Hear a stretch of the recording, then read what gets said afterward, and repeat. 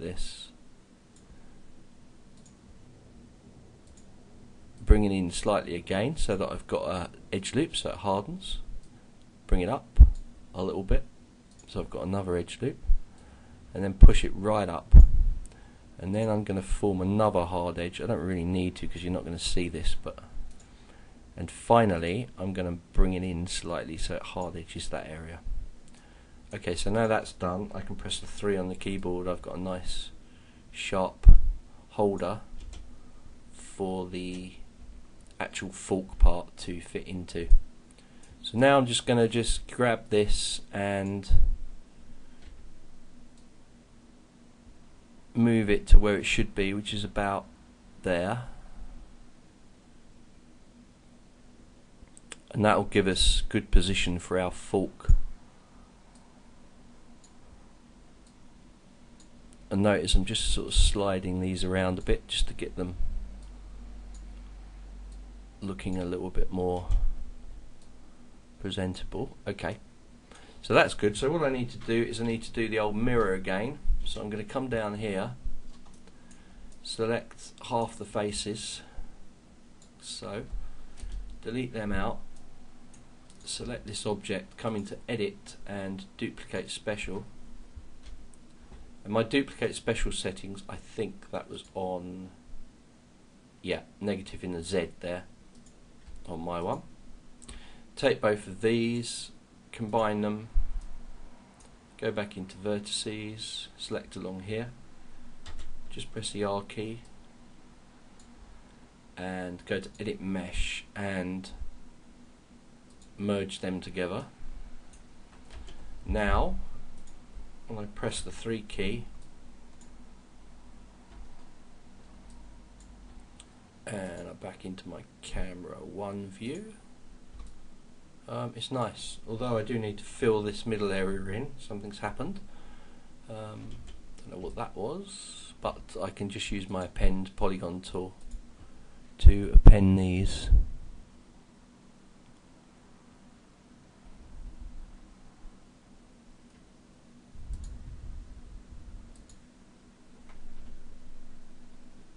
Nope.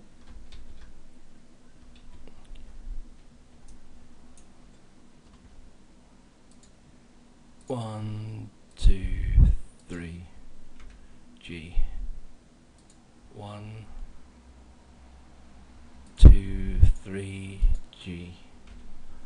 Okay, interactive split tool.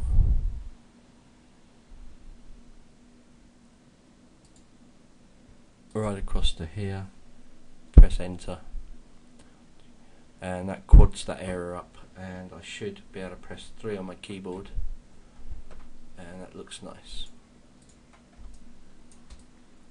Okay, so that's that front fork section kind of done. I'm getting a bit of funny goings on around here.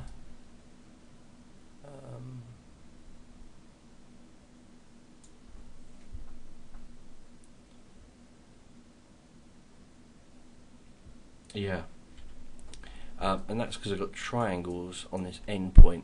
And we can get rid of that by just selecting the edges. Sometimes this works, because what I'm doing is I'm trying to turn this top face into a quad. 1, 2, 3, 4, and I'll do the same this side, and I'll do the same this side, and the same this side. Now I'm going to press 3, and it's a lot smoother. So I'm going to come over here and do exactly the same thing.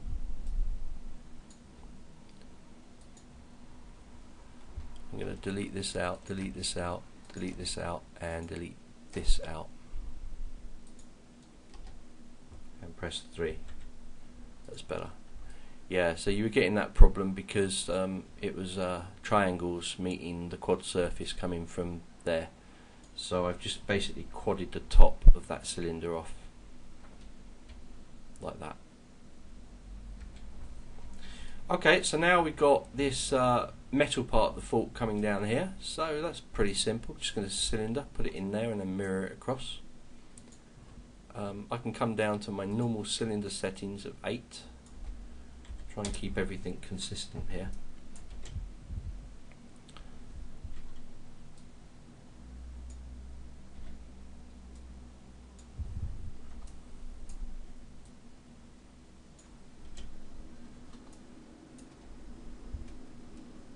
In this case I'm just going to turn the wheel off so that I can see what I'm doing, and I'm just going to twist this to get this the same angle.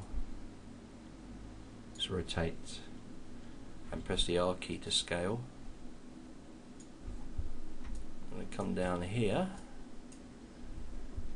double check my angle and scale it up.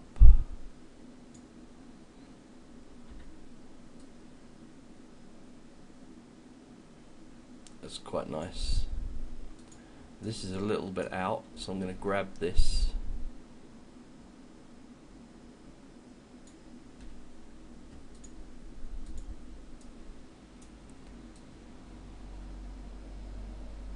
Just going to grab these across here and here.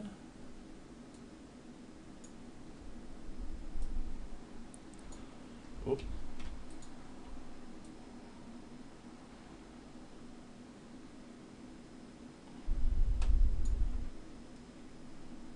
Yeah, that's about right. So my tube's nicely in there. Okay, now I just need to check the front view to make sure my tube is in there by moving it across and in.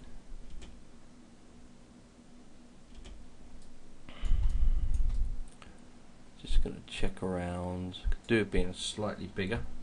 What I'll first do is I'll add an edge loop.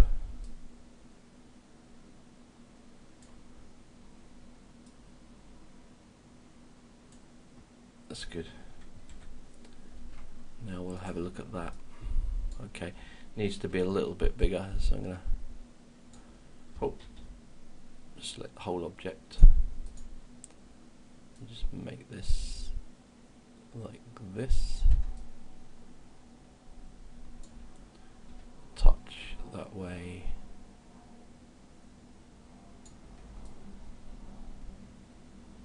Yeah. Yep, that's nice. Okay. So what I'll do is I'll carry on working on now the actual shock absorber now, and then we'll mirror this and this over at the same time.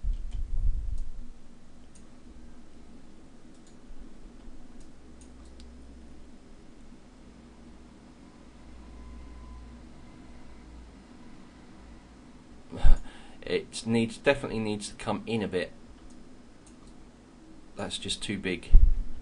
So I'll probably bring this in and then do another mirror of that side.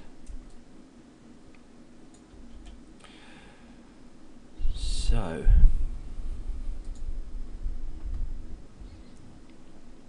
well, it looks to me like this actually comes up here and it goes over the top,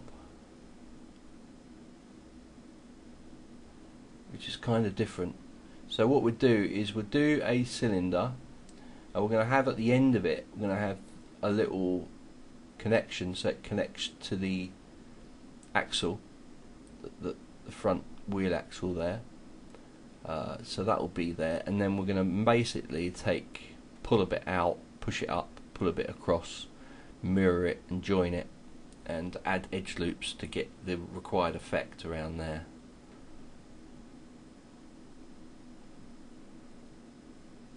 I don't think anything else is going on there. It looks like this yoke area sort of goes up, but I'm going to leave it, and I can't see it clearly enough, so I don't know.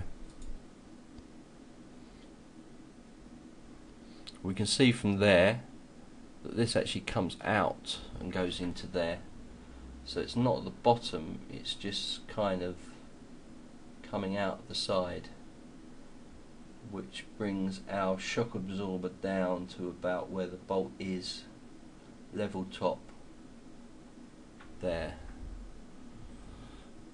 So that's our little analysing of that. So let's do it. Let's do our famous 8. Now because it's coming out of the front, all this stuff is kind of coming out of the front, I'm going to rotate this because what I want is a nice flat face to work with. So I'm just going to rotate my shape around.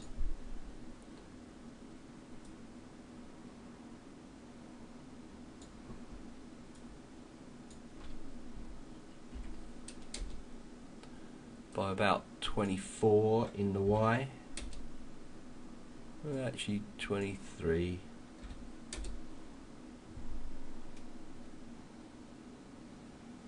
That'll be fine.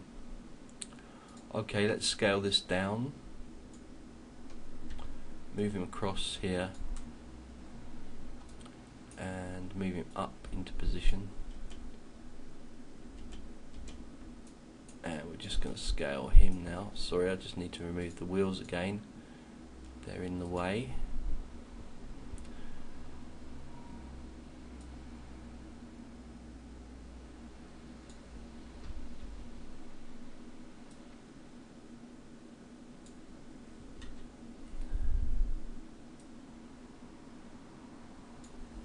Actually, before I turn it, I'm going to, this is one of those cases where before I've done any turning, I'm going to freeze the transformation because I want that front face to be the front face, but I don't want my things going out like this, which is now popped out because I've rotated the object. So what I need to do is go to modify and then freeze the transformation, and that will set everything back for this, which means now I can twist my object and still go in and change this as well. Whoa.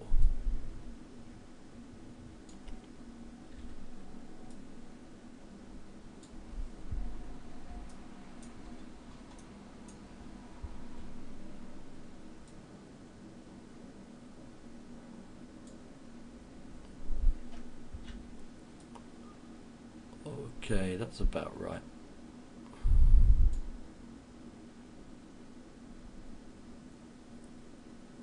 Okay, that's good. I'm going to insert an edge loop here, and I'm actually going to insert one right at the end to keep this very top nice and round. And now I'm going to do the famous make the inside. I'm just going to move this so it's correct because at the moment it's out of position, so I just need to select the object and just move it so that he's perfectly in there. I'm going to pick these faces now.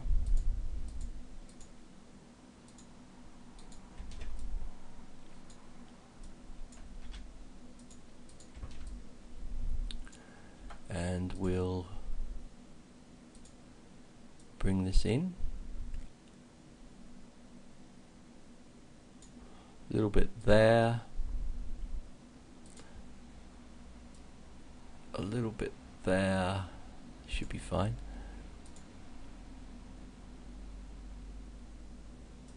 Keep that hard radius on that corner, and now I should be able to push this in a little bit and push it right down now, right into the tube. And now I'm playing it by ear, so I know I go down a little bit, and I also hit here and just scale it in a little bit as well.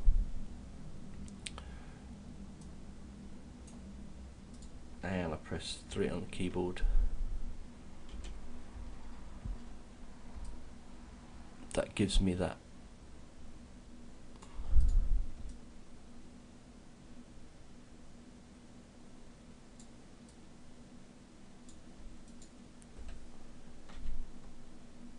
Just increase the size of this a little bit so I can see a little bit of that inner workings.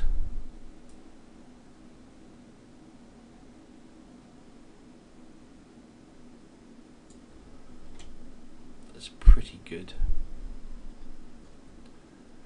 Okay, so the front of the face, what we need to do is pull out this face. So I'm going to select here. I'm just going to pull this piece out. I'm going to go back to one mode. I'm going to pull it out a bit more. I'm going to select this piece and I'm going to push it up. I need to look at this to see how far up.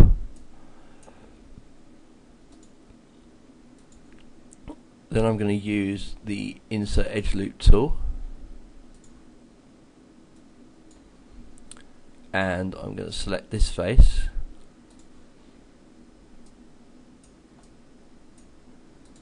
and I'm simply going to move this across here like that. Right, let's have a look at this now.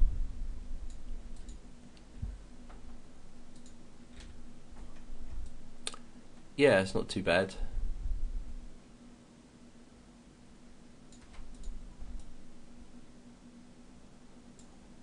This is a bit odd, but a bit oddballs there.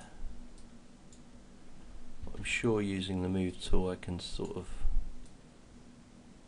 push these in.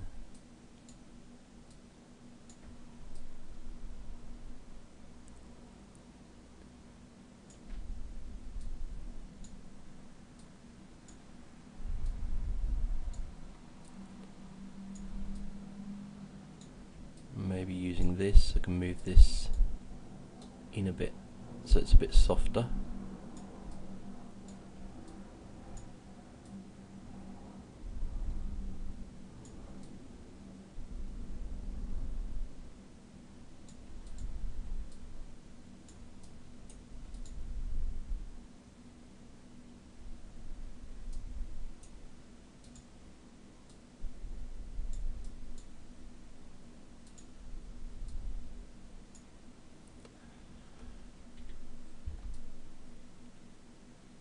Yeah, it's gone a bit weird there. Don't like that at all. So I'm going to Control Z this back.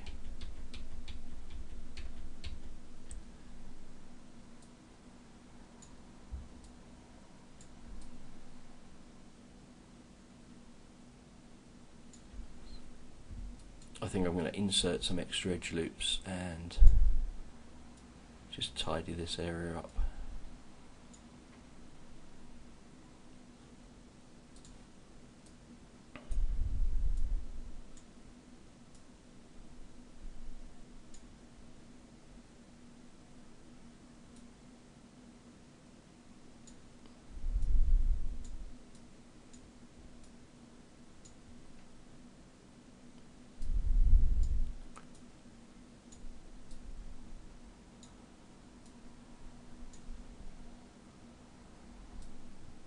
Let's have a look at that. Oh, that's much better. I've got rid of that kink there. I still need to push this back in. Still think it looked better. That's quite nice. Okay, so that'll do. Once that meets up with the other side, that'll be nice. So we've got the bottom area to do now. So let's have a look what we got going on. Right, it kind of comes out of the bottom, I guess, as kind of a flat. So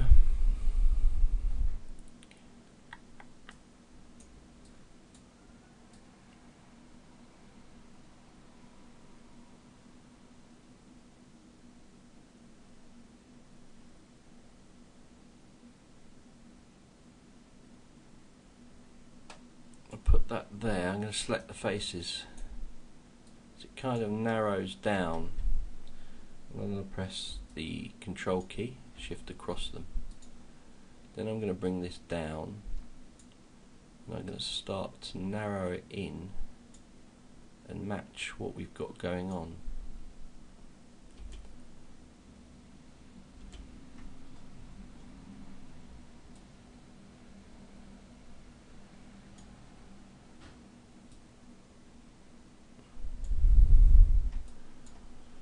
Okay, that's not bad.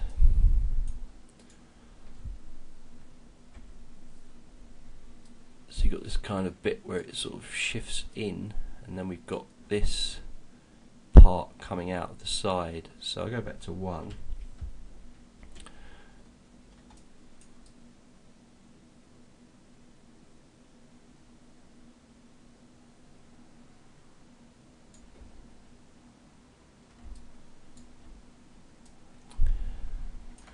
That's why I'm going to redo this face.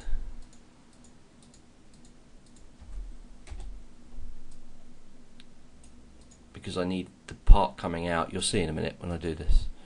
Pen Polygon tool. I'm going to click, press the G key. I'm going to do the same this side. G key. Okay. So now I've got a polygon. You can see that I've got to come out the bottom and I've got to come out this side. So now it's given me the ability to be able to do that. So I can select both these faces, and I can basically just extrude this straight out, and then sort of put my pieces into position. But while I'm doing this, I want this to be quite a bit thinner. So I'm going to come down a bit and just thin it all off. Also, at the same time, I want to move it so that I'm actually flush with this edge. So what I'll do is I select my vertices only on these points. I use the move tool and I'll just move it across here.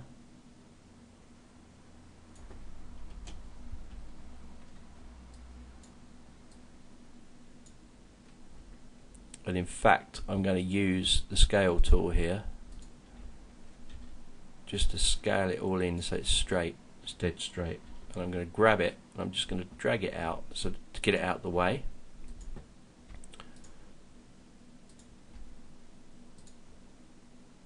Again, I'm going to use the scale tool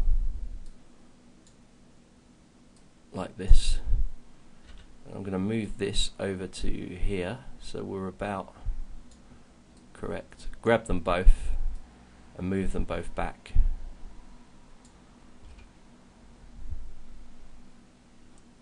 Right, now in here I can start shifting these into positions. Well, this one's going to come right down to about here. This one's going to come to about here. This one's going to sort of fly off like this. That's something like that. It gives me a good starting block anyway.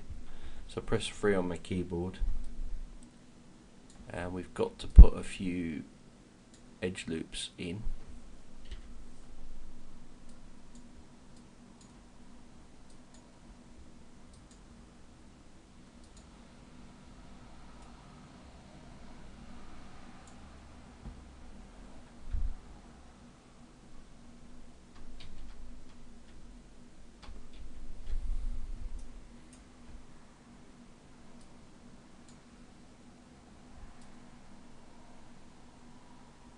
That's better. It's a bit harder, that edge. I might put another one in here. I want to keep that quite round, but that'll do.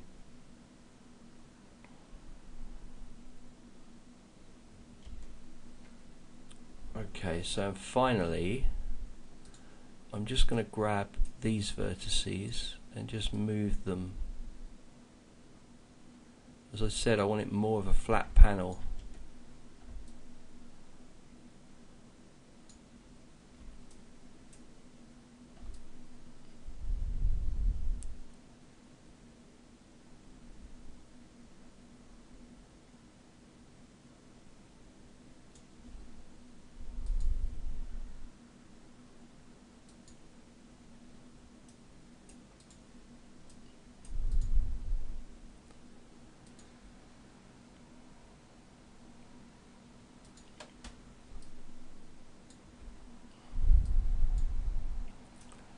I've got some funny things happening here. It looks like there's not a face on this, but there actually is.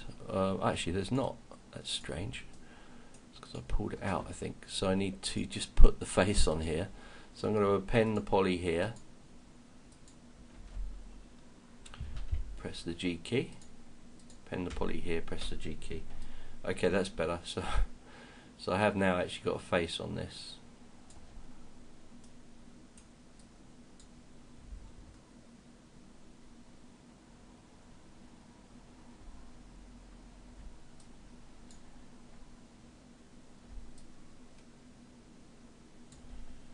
Right, I just want to move this. I'm trying to flatten it.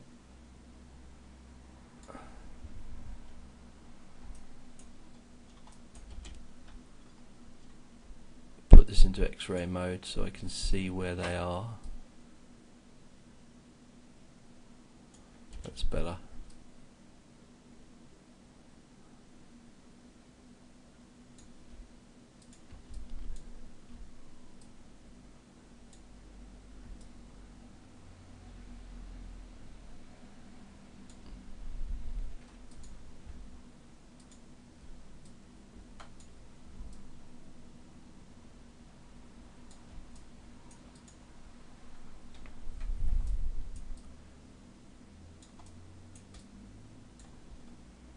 Okay, so quite a nice different kind of fork there. So what do we need to do next is we'll just need to make sure our bolt slips through there, but we're not going to see that, so I'm not going to bother putting a hole in it or anything. I'm just going to have my bolt come through.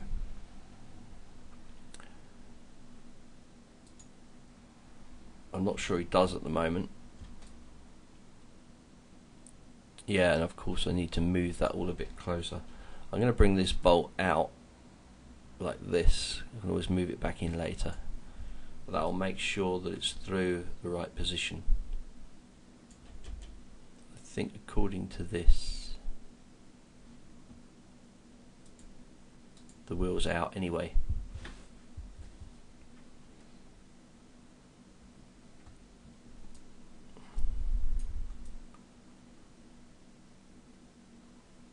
Yeah, it's because we had that problem with the back, wasn't it? But that's all nicely in position now, so I don't want to touch any of that stuff. So what I shall do is manually just adjust this to get it so it's in the right position. It should be kind of at the end. It's about there. That'll be fine. Yeah, the next thing I need to do is just to move all this stuff this way.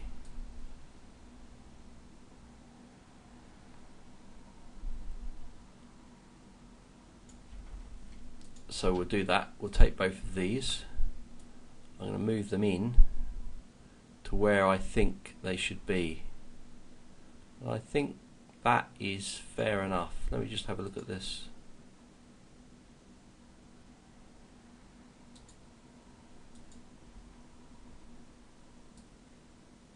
Yeah, I think that's good enough. Definitely. Okay, so I'm going to put this to 1, and I'm going to do the old mirror. So I'm going to edit and duplicate special. Yeah, we got a problem. Let's just make sure that our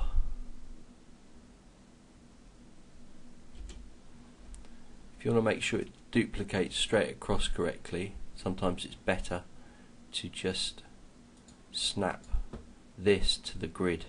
So I'm going to press the insert key, hold the X and drag it, and that will be exactly there then. I'm going to press insert again. Now when I do my duplicate special, it will mirror it across that X like that. And I'll just take these vertices, just move them this way. Just take these vertices, move them this way. Then I'm going to combine both of these. Oh, can't, because that needs to be there. Then I'm going to grab these and merge them together. And go edit mesh and merge. That's good. And this one here, this will move. We're going to snap again to grid. So insert key, hold the X, drag, and it will drag to the nearest grid line. Press the insert key again, come up to edit and duplicate special, and that will form in the right place. And I'm going to take both of these and I'm just going to combine them, okay, because that's my fork. Right, now what I need to do is to move this yoke so that it's in the right position now. So I'm going to put it into one mode. I'm just going to go to my vertices, select across these and move them.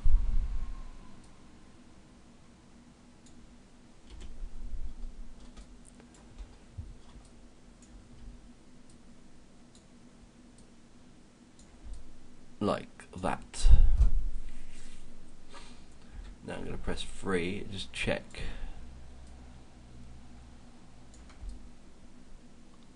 Yeah, that's pretty good. Okay, back into one mode, top view, select faces, come across here, delete them, select object mode, notice that this is on the X line, and duplicate special, grab both of them, combine. I know I'm going to miss a step here because I know that my vertices are going to be over the top of each other, so I'm going to not even bother using the scale tool. I'm going to go to edit and then merge, and now I'm going to press 3 on the keyboard, and that should have put it correct now. Let me just check that bottom. Yeah, that's good. And bring the wheel back and turn this into 3.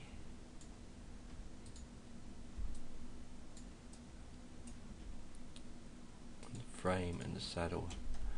Okay, so it's kind of linking up now.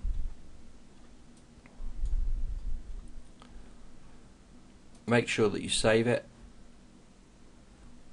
We'll turn this off.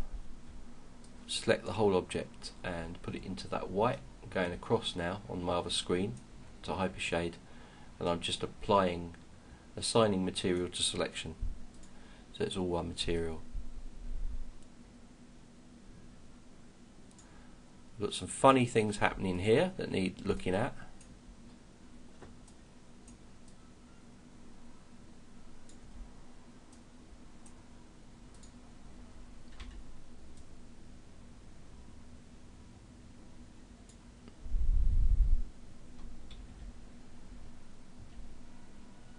Oh, I know what it is.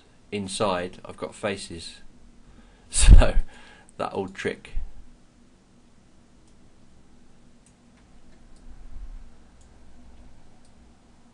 So I'm holding the control key, I'm just going to deselect, and there we go. It was pulling in, it kind of crimps it if you leave a face inside. I've done that a few times.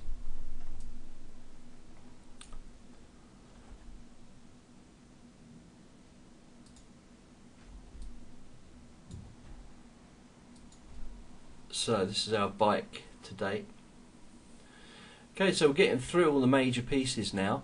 I think what we're left to start to do is to do the pedals, and then we'll be ready for all our fine details. And then I want to talk to you about how we get the gears to work, and obviously the chain to go around the gears. So what we'll do is we'll start by creating the chain link, and then we'll do our gears to match that, and then I'll show you a handy method to be able to produce the same size gearing or the same size amount on the smaller gears as you go down. There's a couple of ways you can do it. One is mathematically, and the other one is to use sizes to get the same look. So I'll show you both methods. The method that I use is much quicker than probably much quicker than using mathematical equations to work out the amount of teeth on a gear. So I'll show you that as well. Then we've got all the brakes to put on. We've got the handle bar, the grips, maybe some little bits for the reflectors, definitely the brakes, all the cabling to do. As I said, the gears and the chain. And then we're pretty much done, and then we're going to start to add smaller bits of detail like reflectors, We're going to look at the wheels. We're going to start to then go into the last phase, which will be the UV unwrapping and the texturing and the bump mapping or normal mapping of the bike. And then we're on the home run. So this is a good start. We've got our general bike together. It all matches the drawing that we've got, so we know we're all in scale. So great stuff. Okay, on to the pedals. Right, the first thing we're going to do is just turn off all my layers apart from the frame and obviously the projection. And what I want to do is zoom in here. Now this hole that I've put in here is too big, so I'm going to create a kind of, actually I'm going to just click on this, grab the vertice and whoop, just drag across here, make sure they're all selected, and I'll just bring this in. Yeah, I'm also going to bring it down a little bit so we're matching. Okay, so we've got a connector. This will run through here, and then it's a cylinder that's run through, and then it connects up to the pedal part, which is here. This will run down, and then there'll be another cylinder come out. So I need a hole here, and I need a hole here. I've got to join them both up. So at this point I can turn the frame off, and we can work directly from this. So as you expected, we're going to create our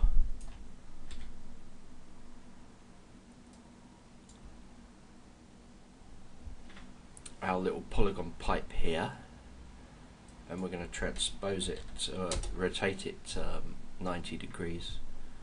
I'm going to scale the thing down. Also going to come into the standard 8, like so, and I'm going to bring it into position and scale it down.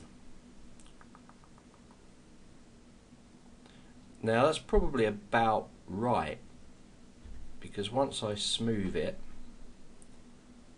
it'll be pretty good. So I get it into there.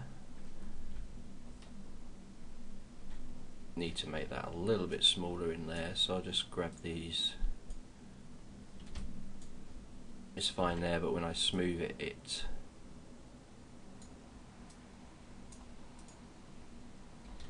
that's fine. Okay, and I just need to pull out some of this so it meets. So what I'm going to do is I'm just going to rotate this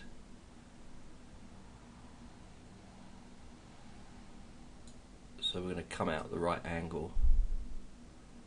Then I'm going to click here, move tool, Control D to duplicate, and bring it down to here.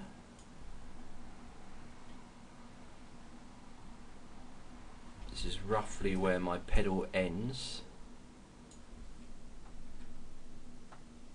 It's not bad, but it is a bit smaller.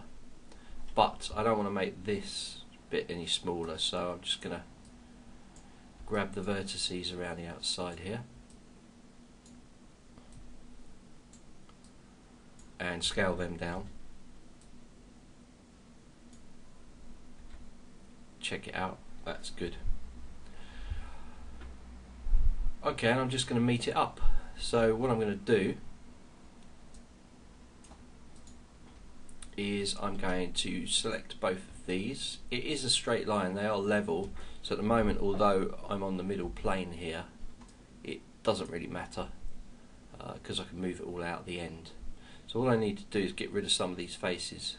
So on this one I'm going to go back to one mode, and I'm going to go back to here. I'm going to combine them as a mesh. Now I'm going to come in and I'm going to select faces, and I'm going to select here, here, here and here. then I'm going to select in here while holding the control key,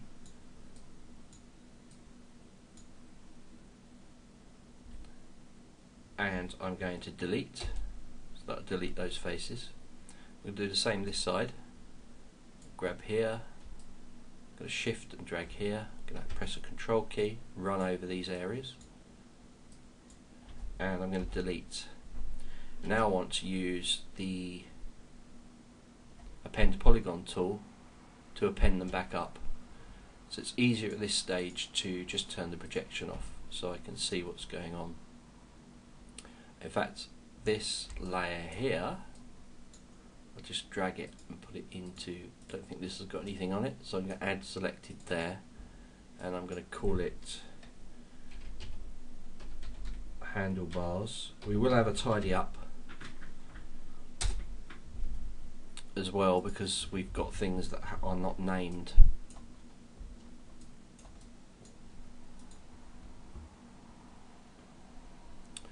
So append polygon, come across here, come to here, press G, come to here, press G, and work your way around.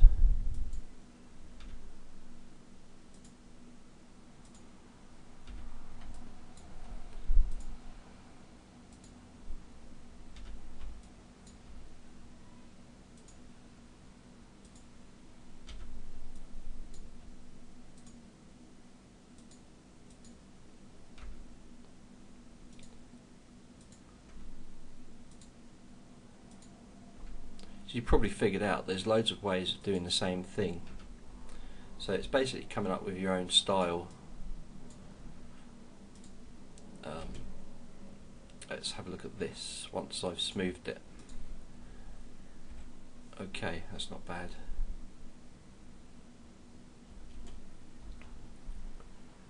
Need to insert some edge loops just to sharpen some areas up.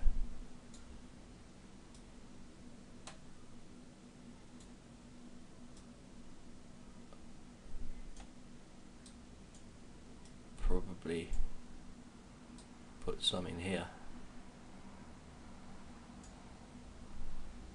I think I'm just going to extend this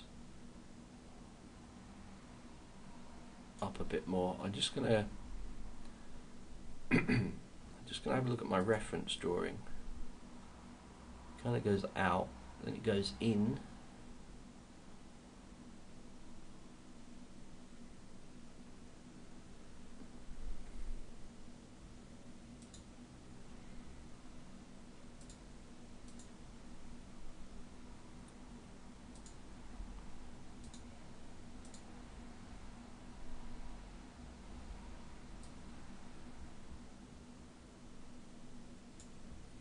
Of course I want to sharpen these corners up,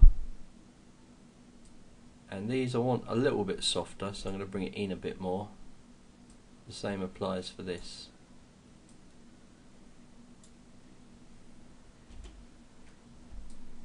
And of course around the back, you're not going to see the back, but I'm going to do the back anyway because you might see it if you're around the back of the bike. If I do a rotation, you might see it as well. So of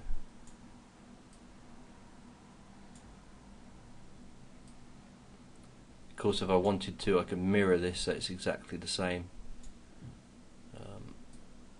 Put one here, put one here. It's just to harden the middle of the circle, the cut.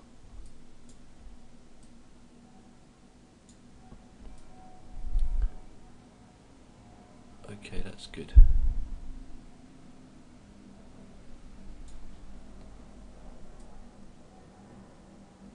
And now I'm just going to try something.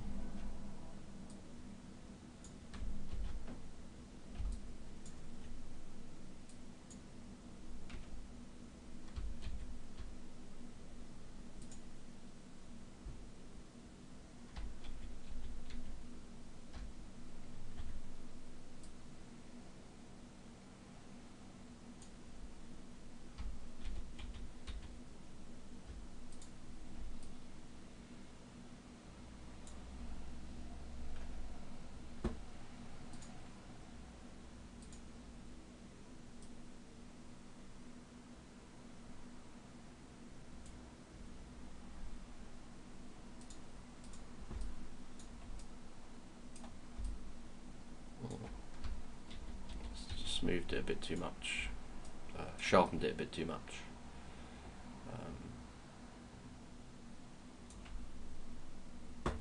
Okay.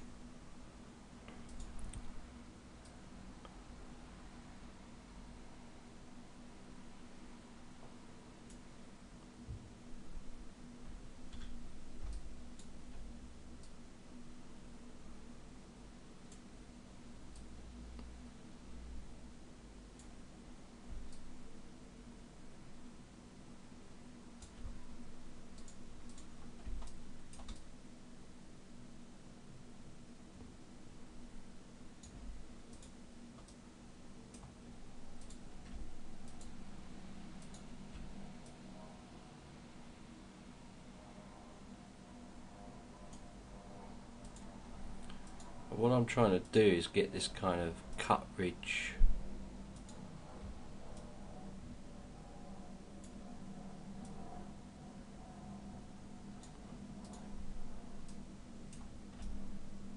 that's not bad. It's got a little line kind of going through here, which I like. So I figure if I take this edge and just move it back into itself a little bit more, you're going to get that kind of effect.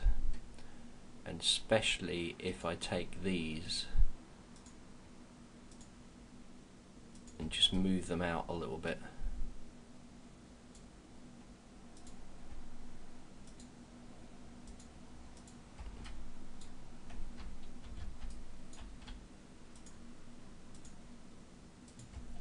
I'll now push these in.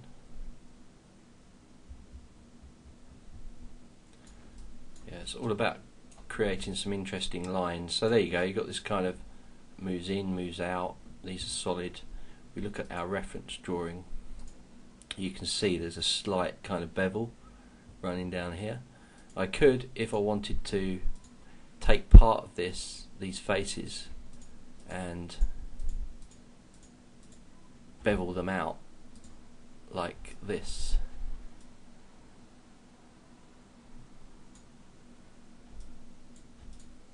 That would also give me that kind of effect. Then I could press 1. I could get rid of these faces or collapse them. Edit mesh. Well, collapsed it too much. Alright, just delete and then hit the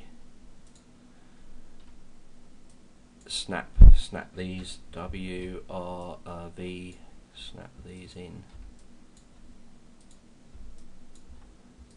grab them all, go to edit mesh, merge, put this into 3 mode, and then I've got this kind of interesting thing going on. I could take this and just bring it up, just to make it a bit more interesting and kind of work a bit better.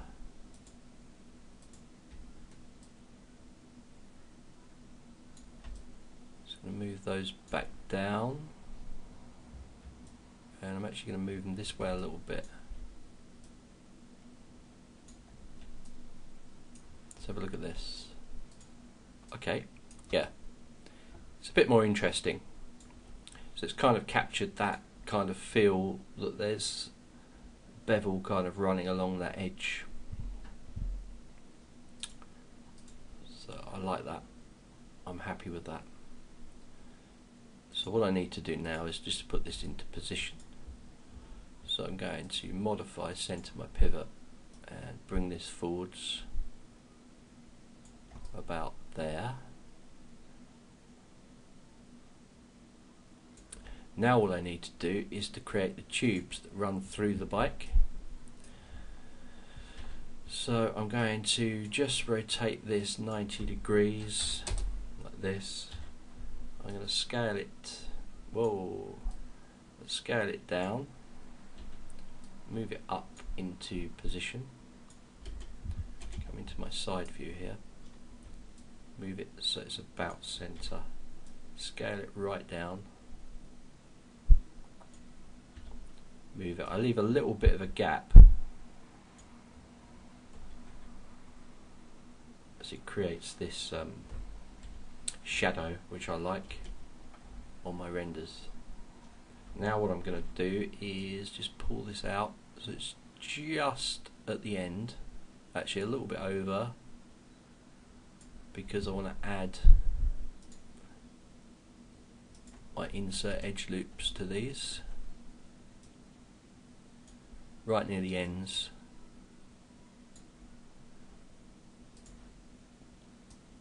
Then I'll take both of these, I'll bring it back in like that. Okay, let's have a look at this. That's nice. Okay, now I'm going to get this same object. I'm going to go into W mode, press Control D to duplicate, and I'm going to bring this down and into this one.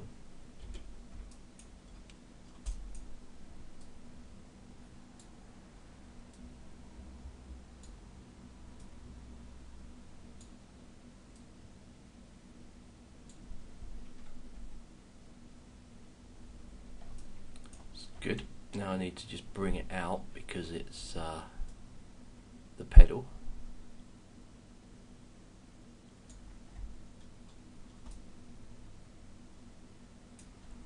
And there we have it. Okay, so I just need to mirror this across. So to make sure that it snaps, I press the insert key, I press the X key, hold the X key, snap it on there, press the insert key to apply that, go to edit and duplicate special,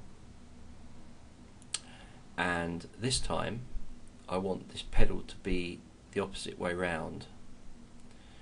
So I need to come into here, press the insert key, drag it to the center. I'm going to go into wireframe mode now so I can see the center. I'm pressing the V key and snapping it to the middle, pressing insert. Now I'm going to rotate this around, but before I do that I'm going to freeze the transformations. I'm going to press this and I want it to rotate 180 degrees in the Z, which puts it that side. And now I've got this bicycle. Whoa, got some problems. It's hitting the frame.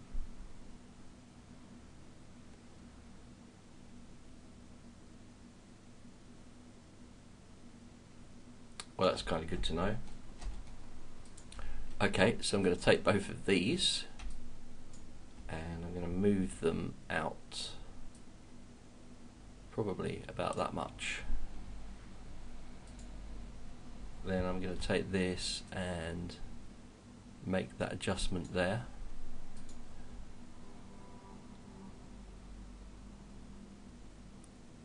Yeah, so you could see what I was doing there, but that's going to definitely miss this area now. You can see, just miss it. So I will be reflecting this across, but first of all we'll do the pedal area.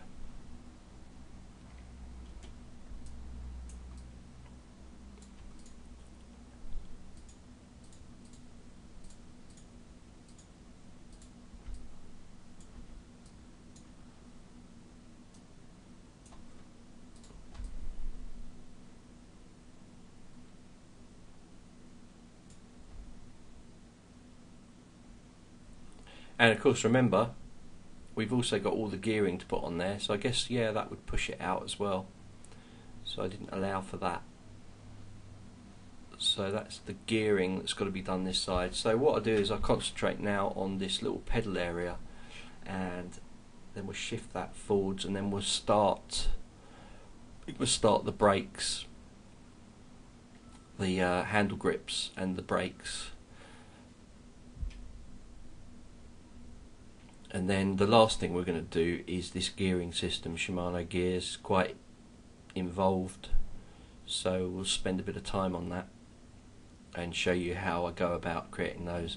I've also got this little peg to put out, but I'm not sure I'm going to put it on there. There's nothing connecting to it, So artistically I'm just going to leave that off. I've got a little pipe coming out here that holds the gears in place, but I'm just going to extrude a pipe there and have it coming straight out the geometry. I can't be bothered to add it into the actual fork itself. I could do, if you want to do that, you can do that, but I'm not going to do that. So I think do the pedals, do the brakes, do the gears, and then handle all the little bits like this for tightening the seat to make the seat go up and down.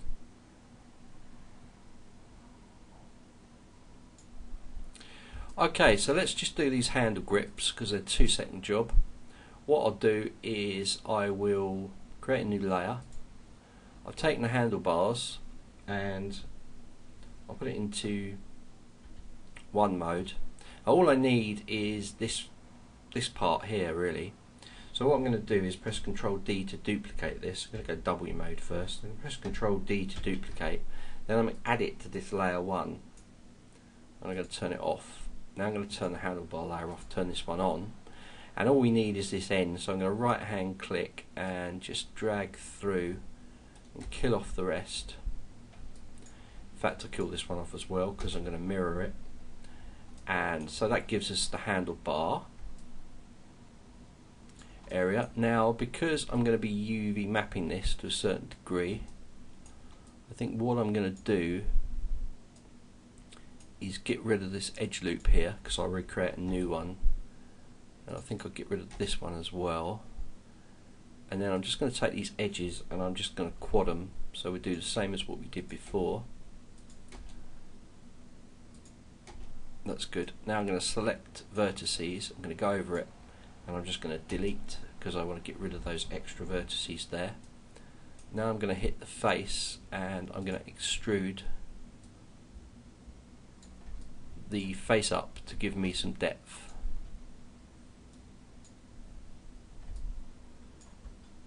Is that enough?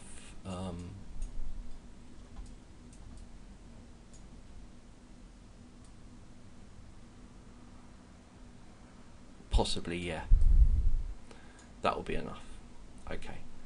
So, and that's it. That's my handlebars done. So all I need to do now is insert some edge loops in the end and in this part. I'm going to also put them on the inside, and I'm going to put one around here.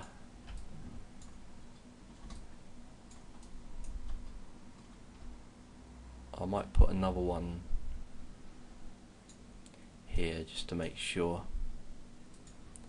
Now I'm going to press the key here. We've got a nice handlebar grip, and finally I can see it's already in the center, so I'm going to duplicate special, take both these objects and combine them, and that's it. So I'm going to put grips here and the handlebars. So there we go. Put this into 3, and I'll just actually, let me just separate these because what's happened where it's smoothed is not hitting it in the right place. I actually wanted my handlebars to be a bit wider here, so I think what I'll do, I could bring this in. Not sure. Let's just take this. Let's take this, and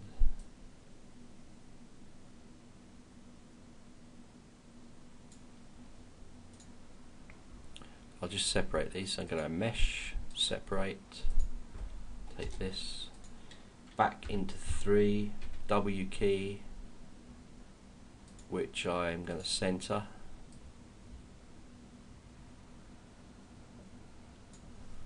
I'm not sure about this. I think it's too. Well, actually, it looks right. I don't know why. It just looks right. So yeah, I'm happy with that.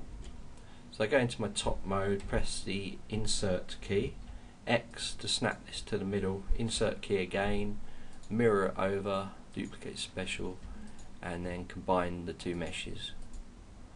And there we go.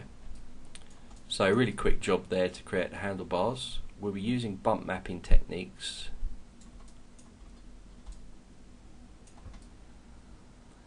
to actually put the actual sort of ribbing and stuff on the handlebars. So I'm just looking at this.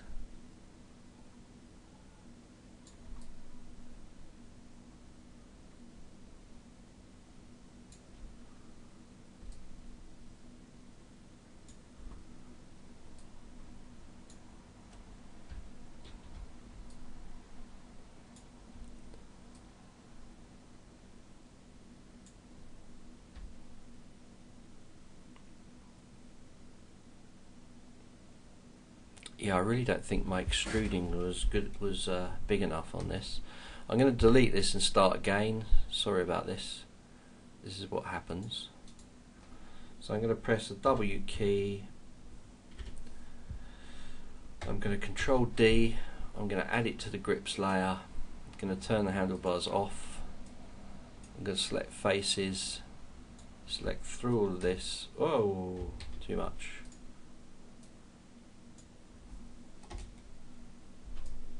Delete all of this. Same as we did before. Select the edge, double click. Select the edge here, double click. Quad this up.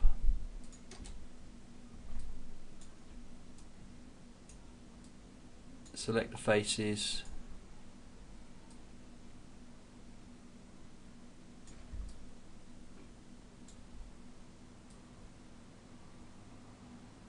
That'll do.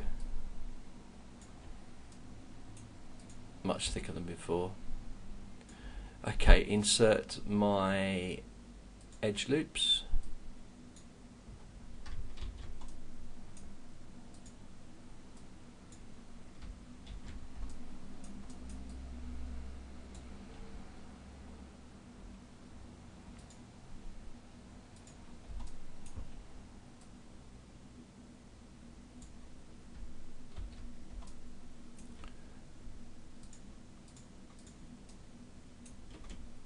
Oh, get rid of the edge loops that you don't need.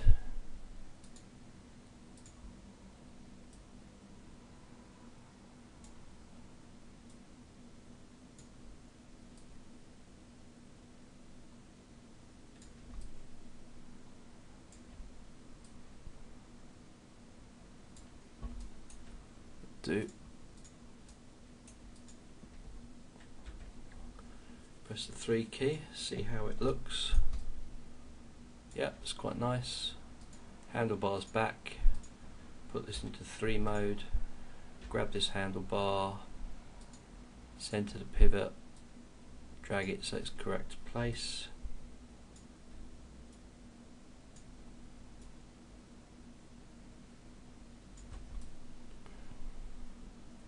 It's nice. I quite like it that there's a little sort of gap in there.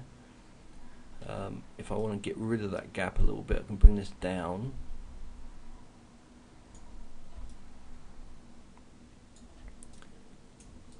Take these and just extend them a little bit more this way. Okay, top view, insert key, keep the X key down to snap, insert key again, edit, duplicate special, select them both, combine. So there we go, we're back.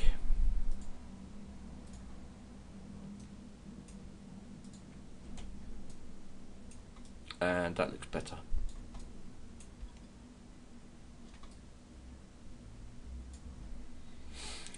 Okay, so swiftly moving on, I might need to change the position of these handles a little bit, and I'm kind of not liking this area, but no worries there.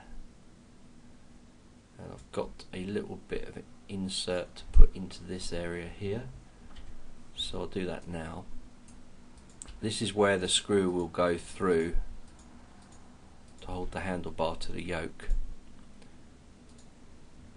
So I'm going to come in and touch, extrude again, bring it in, extrude again. I'm going to push down,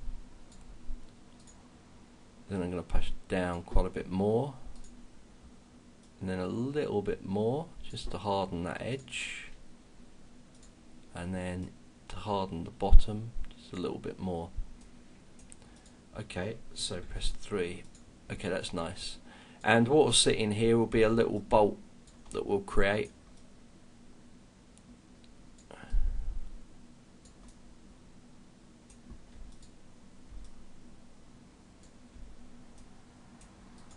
think this was left behind.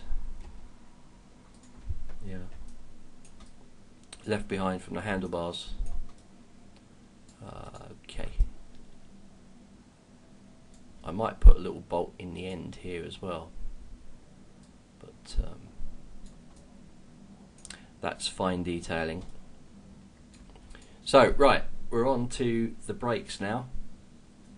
So looking at our view, we can't see the brakes very clearly, so I'm going to have to look around on the web and get some other brakes and use them. And then I'm thinking, is the brakes part the twist grip? Sorry, brakes, that's the gears. I think they're standard brakes, so I'm going to go around and have a look on the web and get some more images of brakes and add this and then work those into the drawing because I haven't got them. I'll also need a little bit more reference, I think. Mind you, I can't really see it very clearly. What's going on here?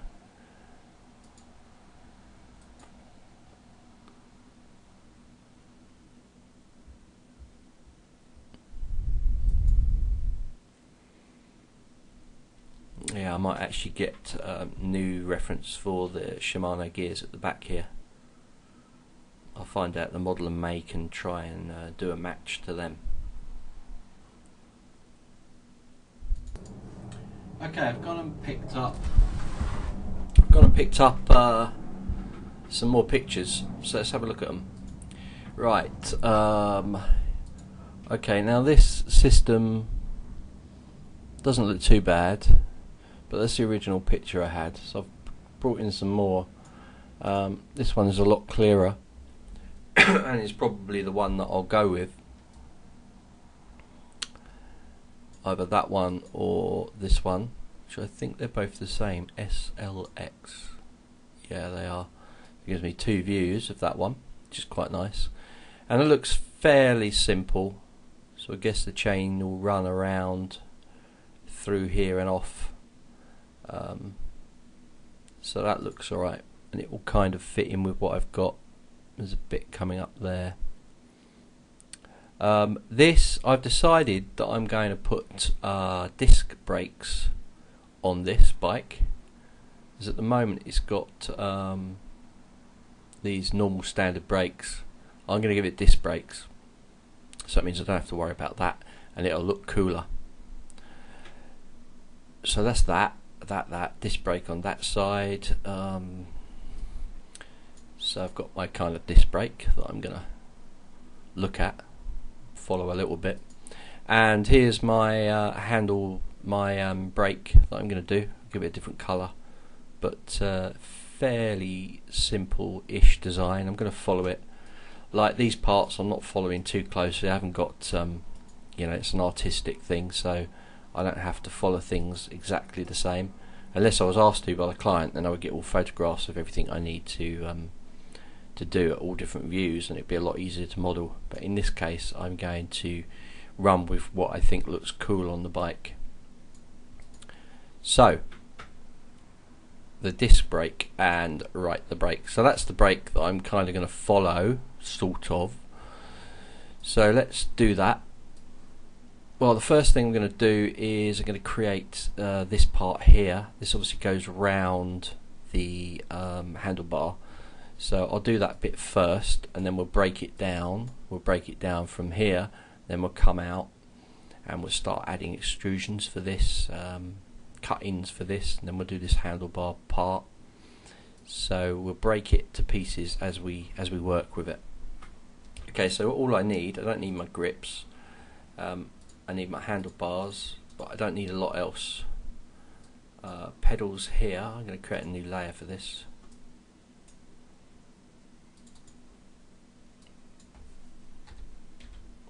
And after I finish these brakes, then we'll have a tidy up of the files. Let me put the forks onto a different layer.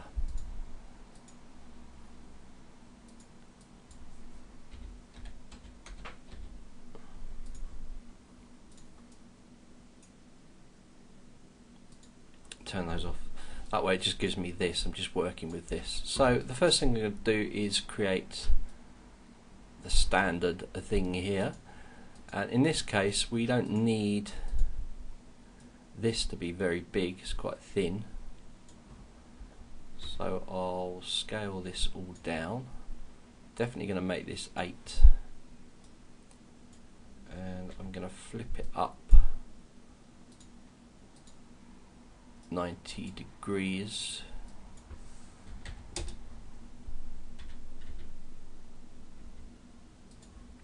And I'm going to move it into position. I'm going to go to my side view now and move that here. Zoom in.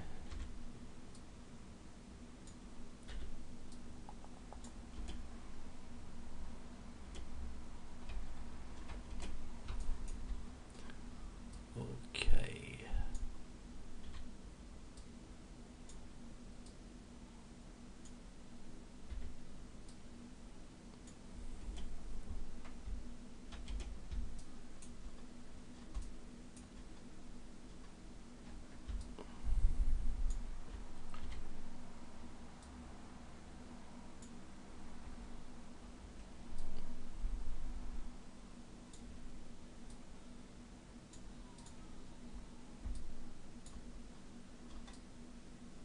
I'm actually going to put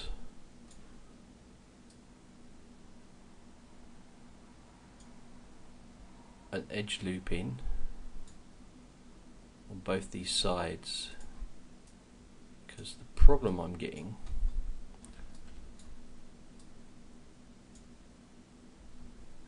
is that it looks wrong. If it looks wrong, it probably is wrong.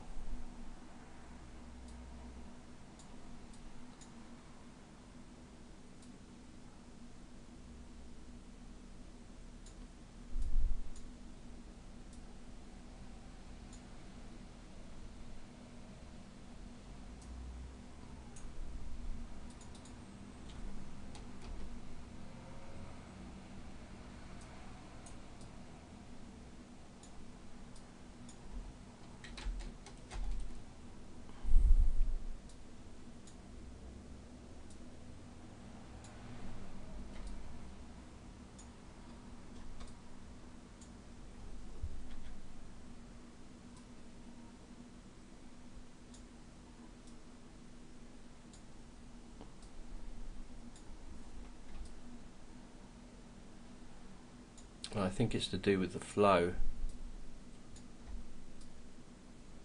through here. So I think if I just adjust this a little bit, it will be fine.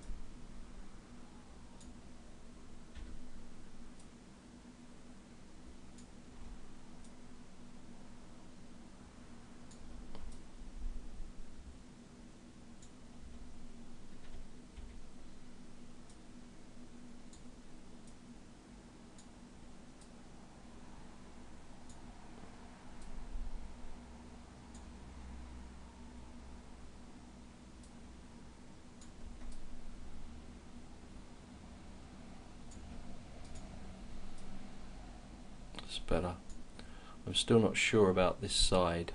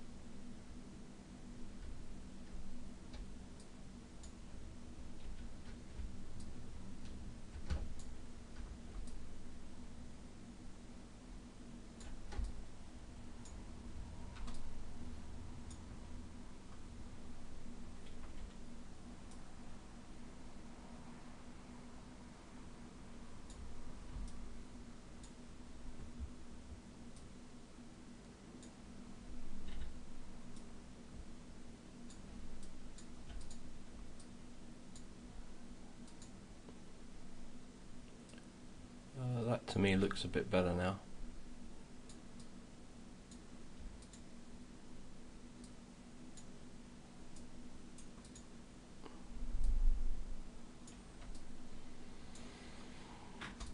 Okay, that's good.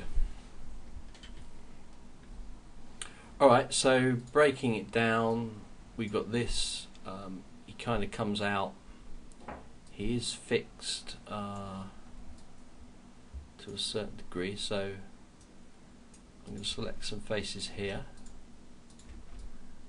and create this kind of fix point. And here we go. I'm going to bring this up. Yep, now I'm going to select the other side and bring this up.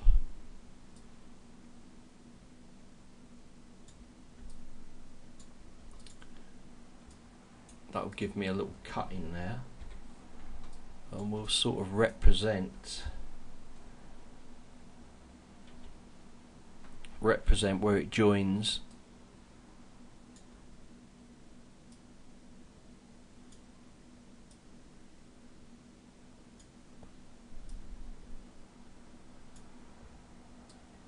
Oh, oops. Need to zoom in here.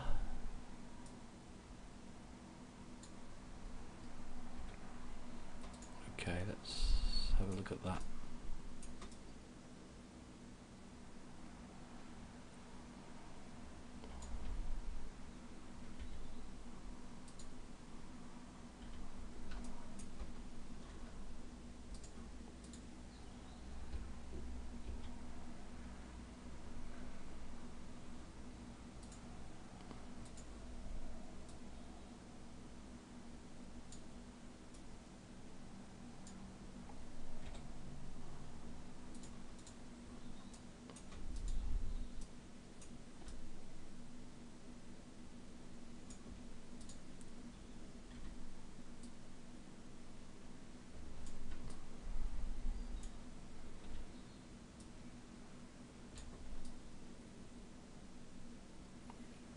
Okay, that's good.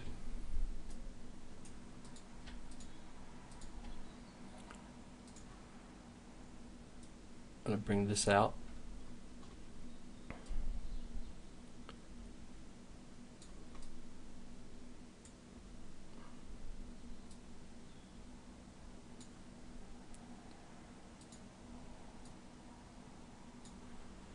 And our scale.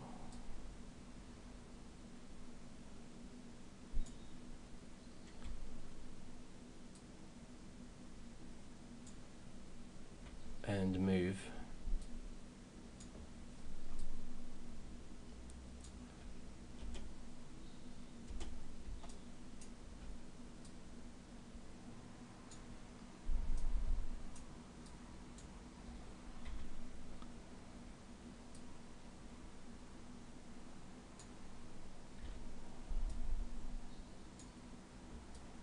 Okay, that's not bad.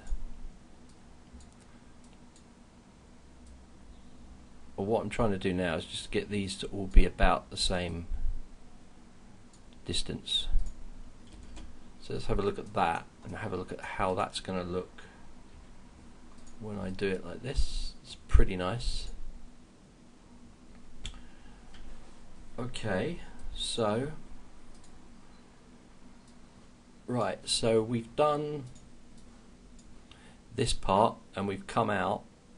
We've got this bit going off, which goes off and contains a tube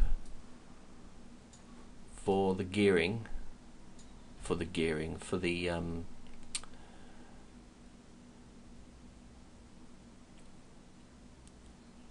cable. So I'm going to insert an edge loop and now I'm going to grab these faces, pull them out a little bit,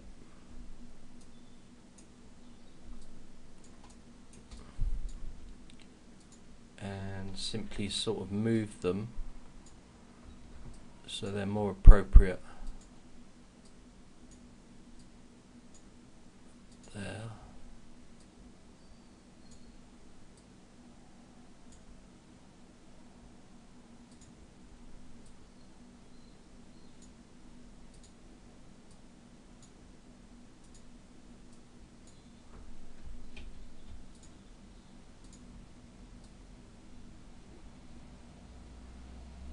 That's not bad. Okay, grab the face again.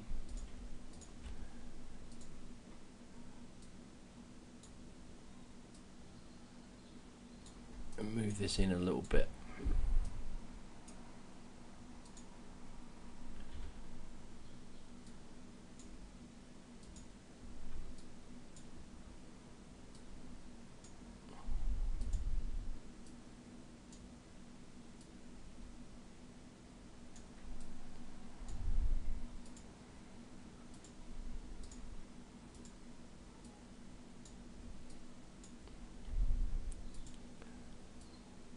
Okay, so I don't know if you can see, but I'm trying to make a six-sided kind of hexagon here. Well,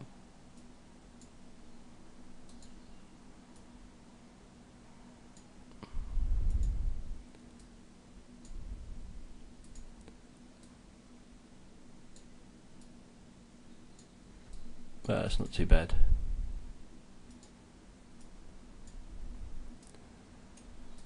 Finally, extrude this one out. This one will come out and hopefully merge down. I'm going to extrude again, bring him out here. Then before I continue, I'm just going to check. That's quite nice. Okay. Select the faces. Now I just want to pull this in. So I'm going to just harden that a little bit there. Pull it in. Finally, push it in. And have a look at this. So there we go, we've got our little tube coming off.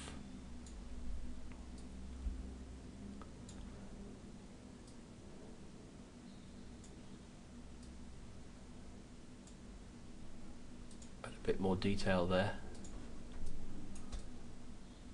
to that area, and so that's that area done. So let's have a look at a drawing again. So we've done this area, we've come out here, we've created this. Now we're going to create this kind of bit that comes out, so it's like an angle there and it goes straight back at an angle, so I'm looking at throwing something out there. So select our object again and face, face, face. Out it comes. I'm looking at the top now.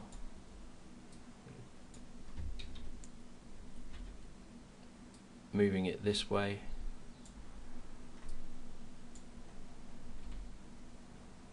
Possibly bringing it down a bit. Like this, maybe even twisting it slightly.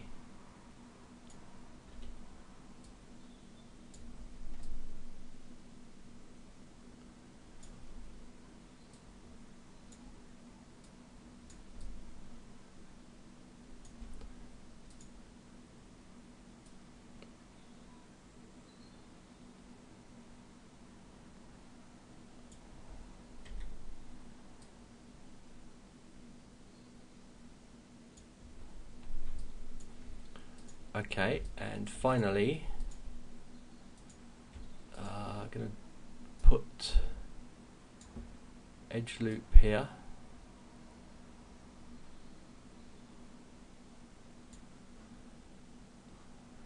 and pull out this face here. Actually, sorry, this face, these faces. Okay, and basically my actual grip is going to come out here. So let's have a look at that. Yeah, not too bad. And my grip comes out from that side. I'm going to insert an edge loop around here just to kind of harden it up a little bit more.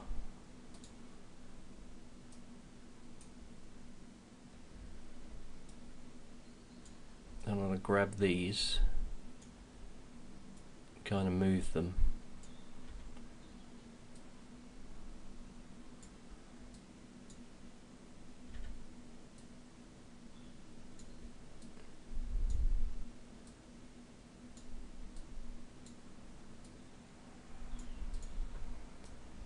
Let's have a look at that. Yeah, that looks pretty cool.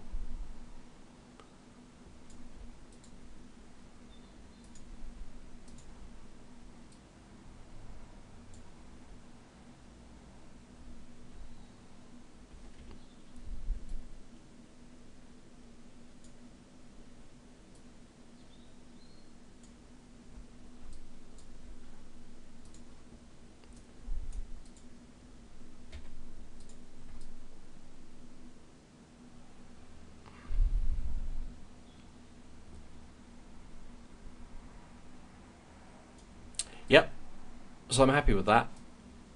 Let's have a look. Yep, good, that's going to come around there.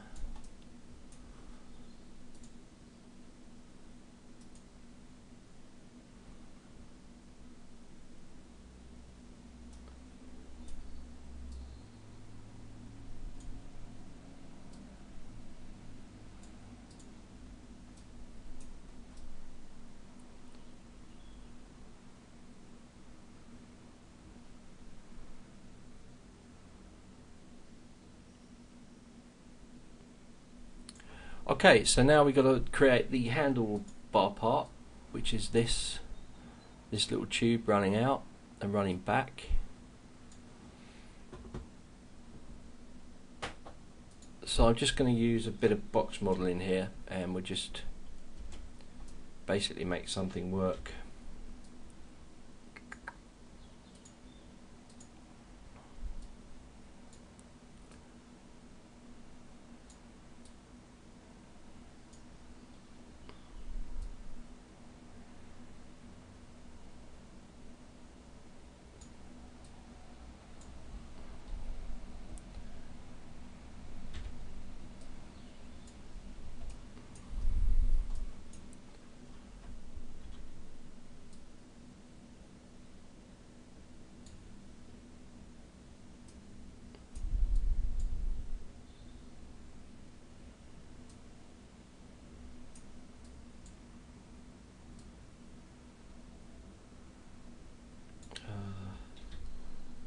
I'll just extrude here.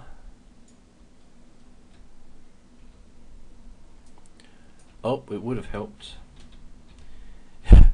if I made the width the right width, the height the right height.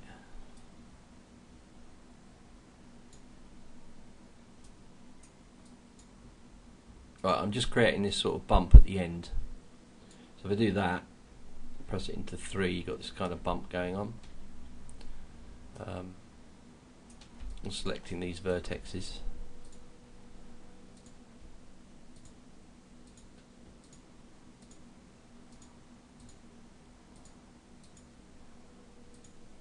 And I'll pull those forwards.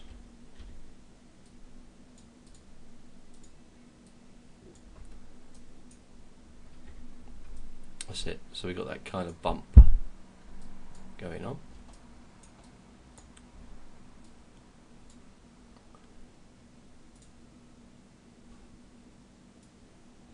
This kind of goes back with this. This kind of goes forwards a bit.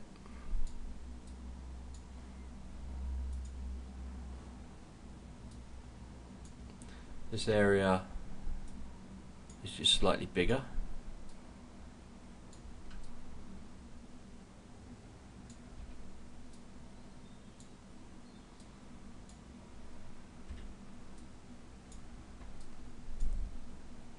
think this area will be slightly smaller,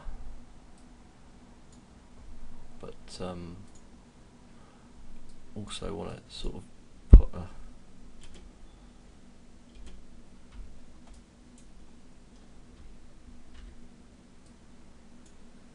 also like to do this, just twist it this way and grab these end parts and just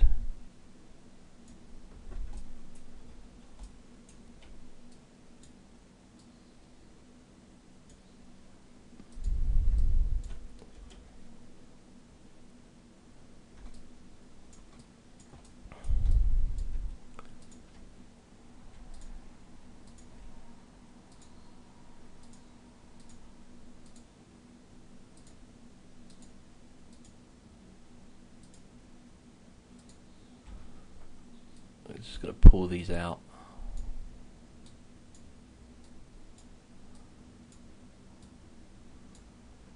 Try and move this back so it's a little bit more like the picture I've got.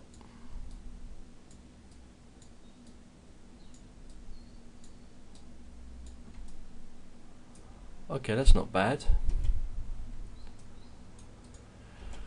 Well, what I'm going to do now is I'm going to put it in position, so I'm just going to drag this up.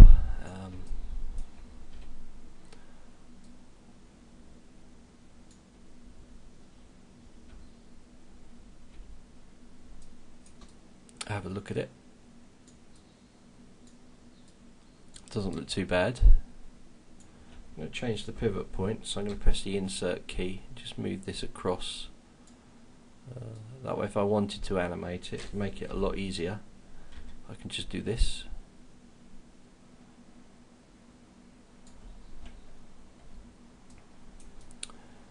So yeah, I'm quite happy with that.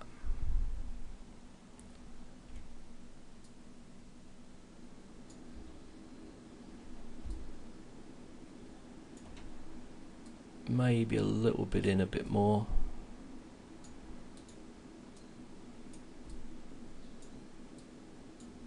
Might actually grab these vertices and just make them a bit wider. I'll grab these ones, just kind of extend it a little bit. Doing something around the back, but I don't think it's affected anything. No.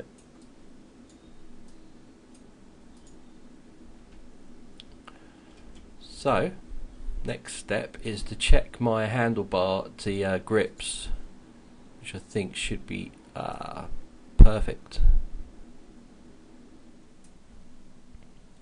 But it does tell me that that could turn off cameras.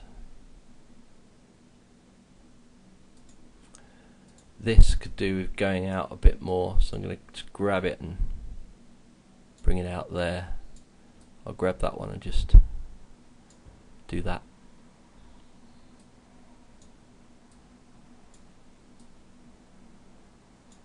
That's nice.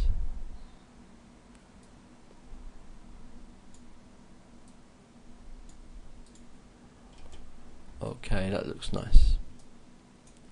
Alright, I can flip these across now, so I'm going to go to my top view. I'm going to press the insert button.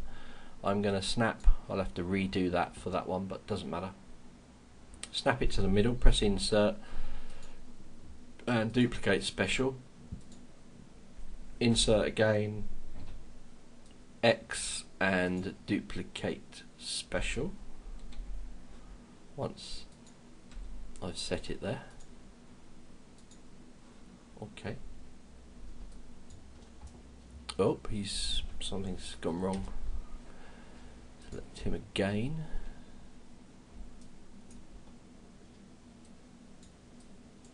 Oh, that one's gone crazy as well. What's going on?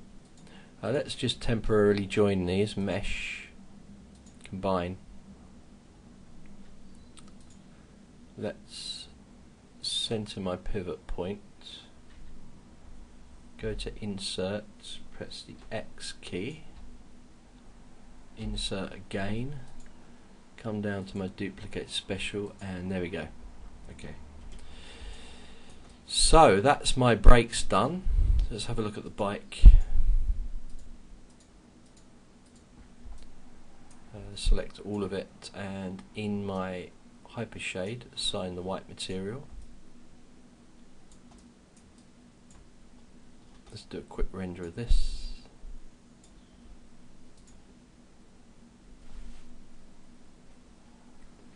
Okay, that's good. It's getting there. I've got a problem with the ends there. Not worried about that at the moment. If I go render a high quality viewpoint, that's all good.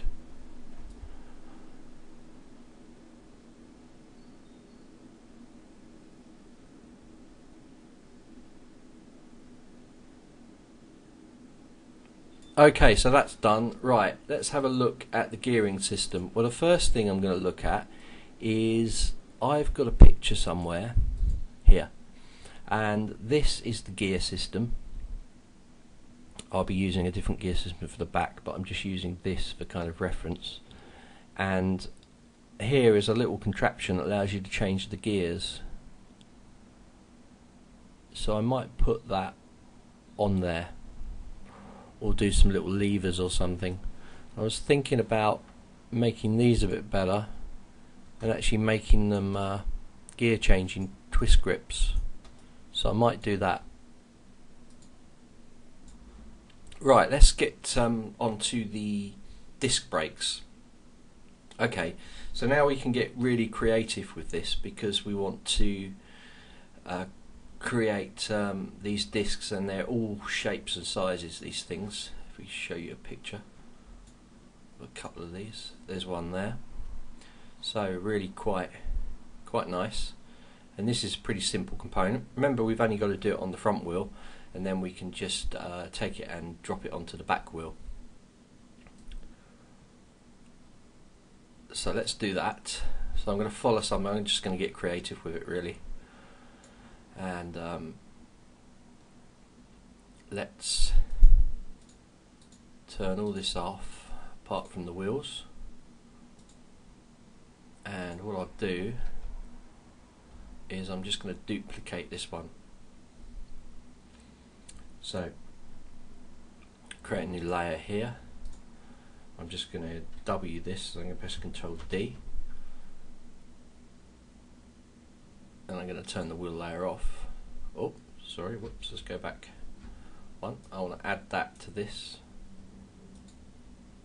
turn the wheel layer off, and then we've got our spoke in position. Okay, so we've looked at a couple of methods for doing this. One of them was to use the EP curves, and the other one was to use the standard tools we got in here. So we got an option of what we want to use.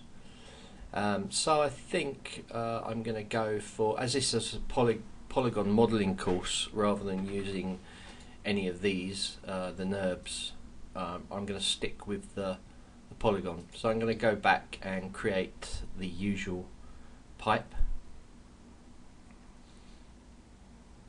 and this time what I want to do is I want to make sure that the middle is the same as this. So I'm going to just rotate this pipe around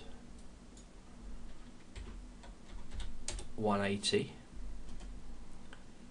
and move it into position here. Just going to zoom in and make sure, I'm going to press the X on the keyboard so it snaps. And I'm going to get this, and I'm going to reduce it down.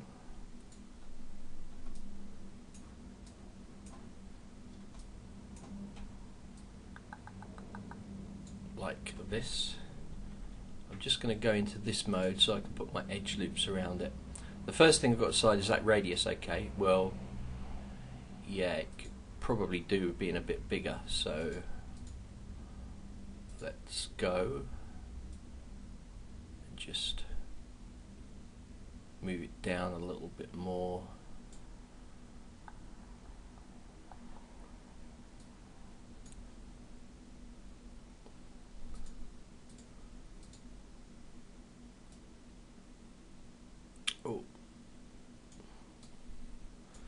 manually set this in. Okay, that's fine, and I'll put it up there.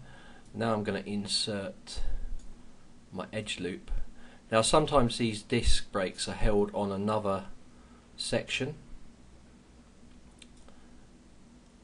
so there's a fitting onto the axle, and then the disc brake fits onto that, but I'm going to leave that out and just maybe extrude this. You're not really going to see it, so I might leave it out altogether. So now I'm going to zoom in, just have a look at this. The height is completely wrong.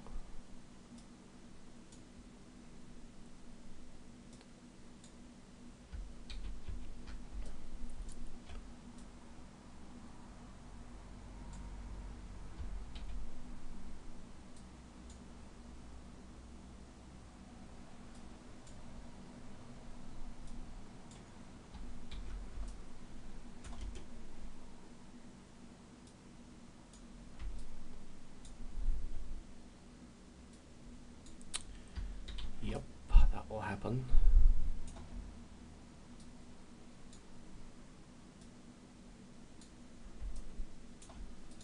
As I said to you before, sometimes some funny things happen.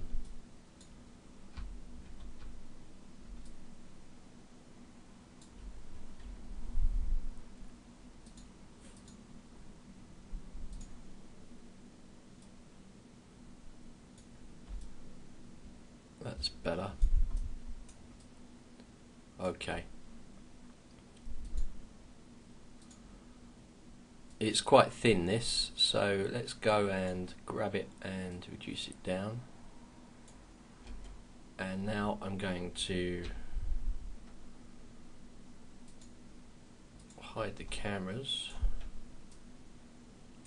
Is that enough points? Probably.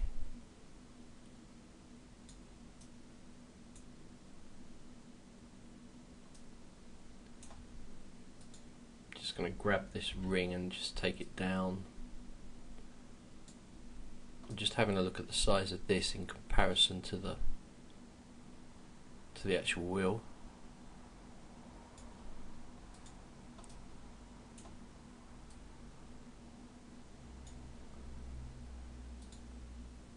I've decided I'm going to bring it out.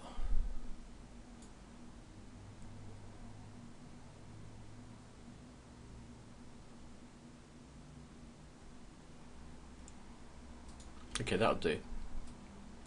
Okay, now I'm going to select alternate faces on this side.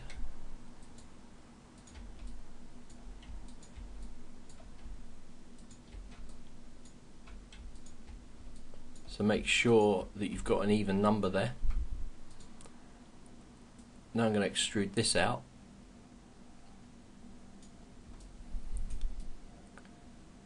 Okay. Then I'm going to extrude again.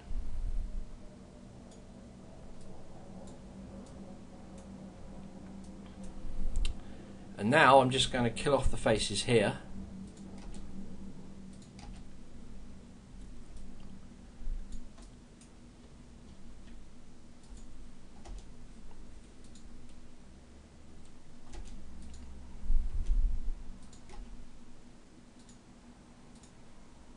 Watching that you don't cut the wrong bit out.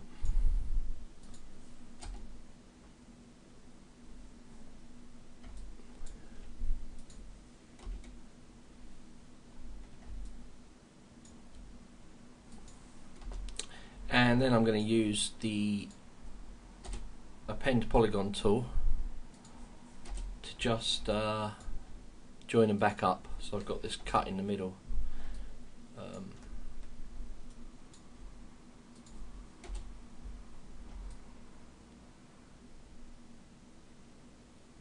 Just checking round these to make sure they're all cut out, which they are. That one's not.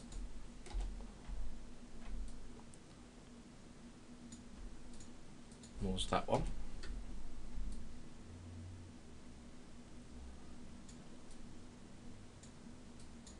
Oh, there's that one. Okay. Now append the polygon tool, coming across. G key, G key, G key, G key, G key.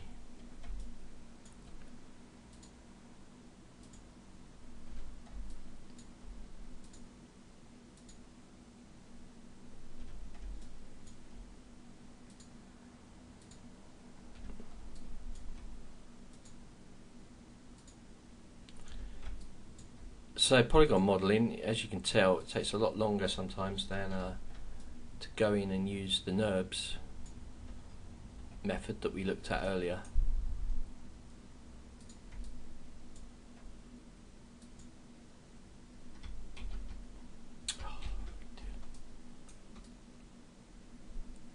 Alright, let's just do these faces.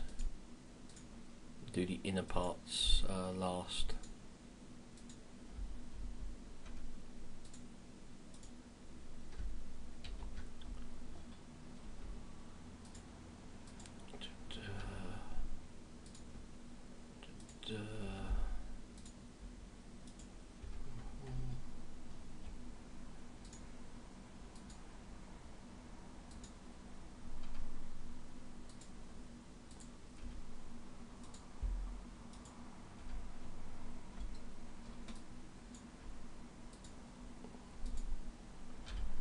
And you can tell which areas you haven't done because it's slightly thicker.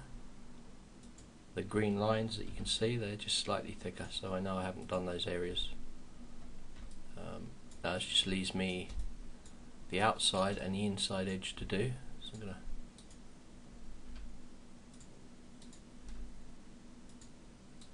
just flick around here.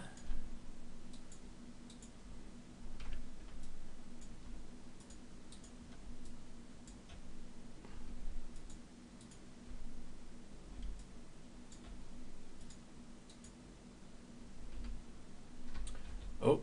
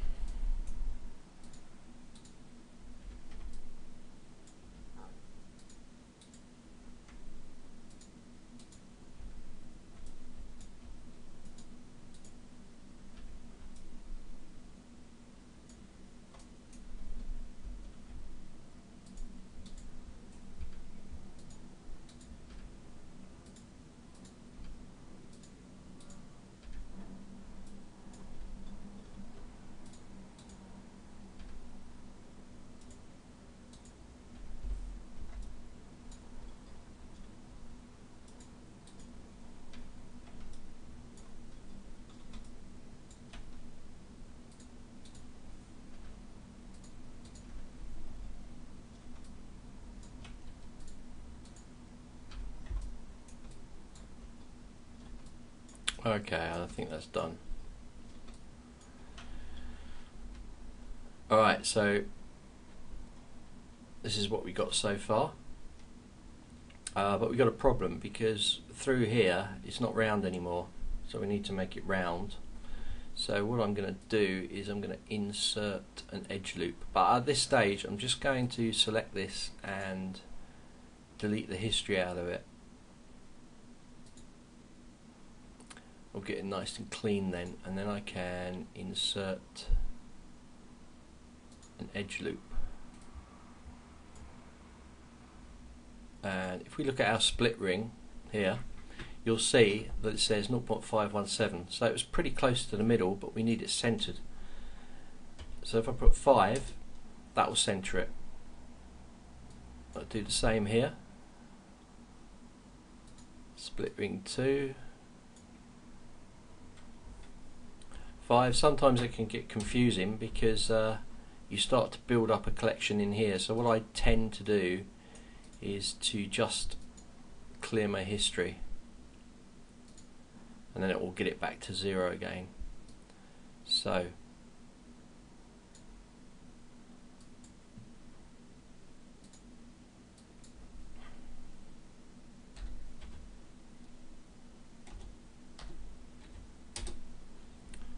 and same here.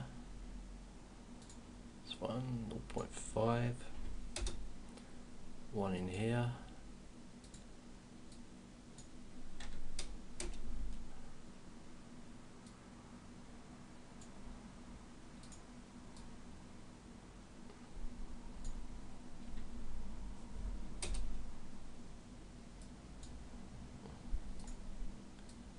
and you see I'm just working my way along. Every time I create a new one, a new tab will appear here,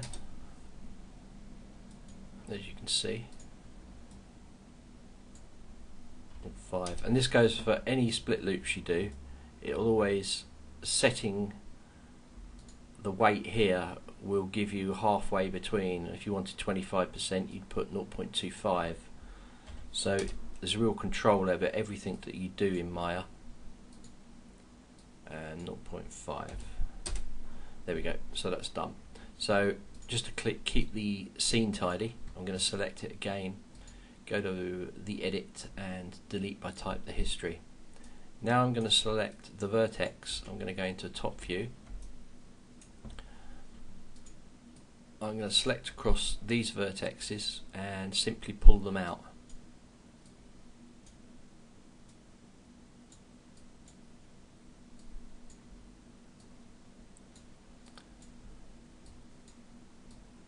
Sorry, just scale them. And so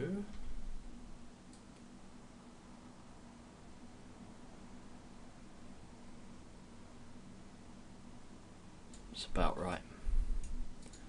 Now let's put it into 3 mode, and as you can see, pretty good circle.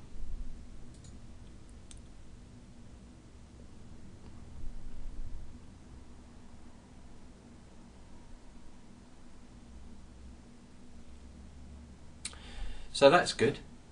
So what I need to do now is just to insert some edge loops.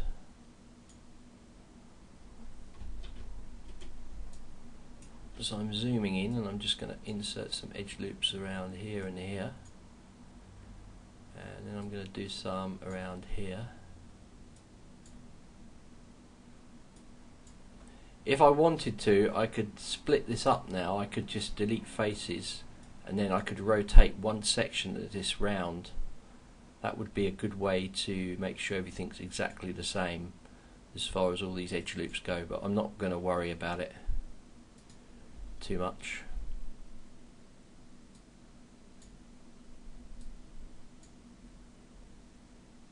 Finally down here.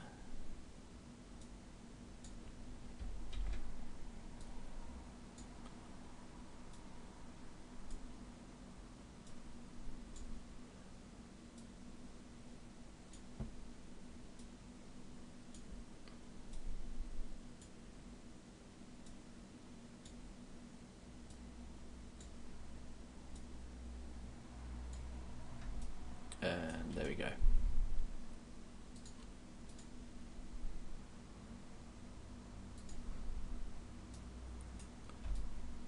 So that looks quite nice. But now I'm going to do a bit of rotation on this. So I'm going to come back into it and I'm going to select, just going to deselect all my UVs. I don't know why my V's, I don't know why they're selected still.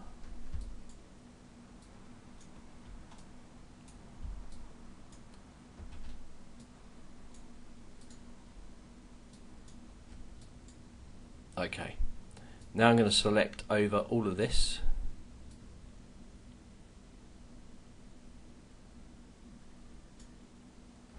Holding the shift key. Shift, not control.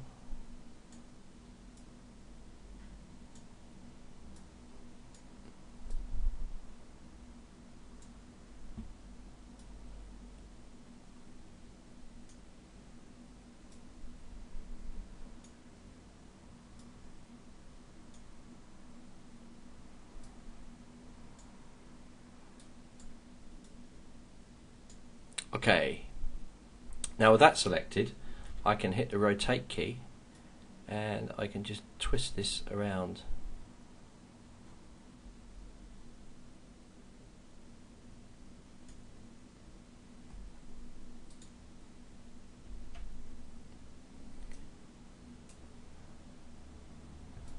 Now I'm going to click across the faces. Whoa.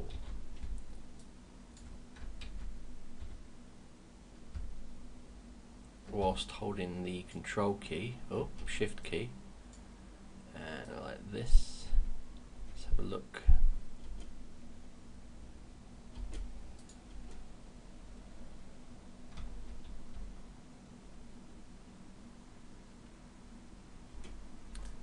And I think I'll come in, press the control key now and drag across here.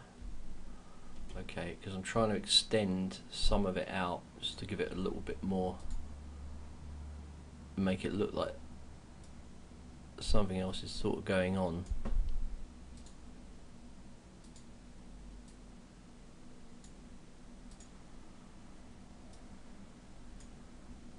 Okay, that's quite nice. Let's have a look at him. And then you've got this kind of raised section. Just makes it look a little bit better.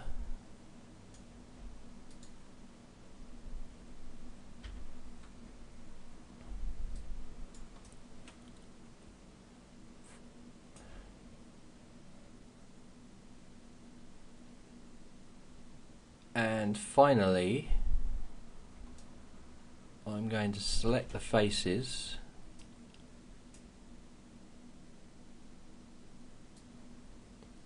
drag straight through the middle, come into here, hold the control key, drag across,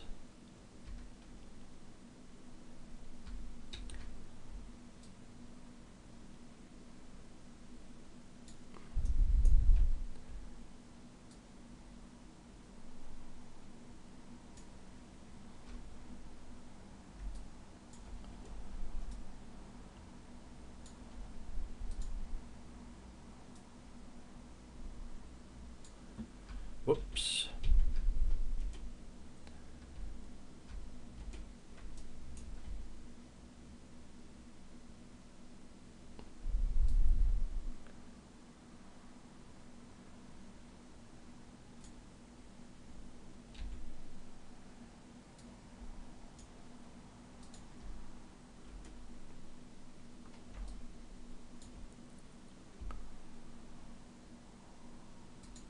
I'm actually going to use the lasso tool here, and I'm still holding the control key. That should have deselected all that stuff around there, and it hasn't.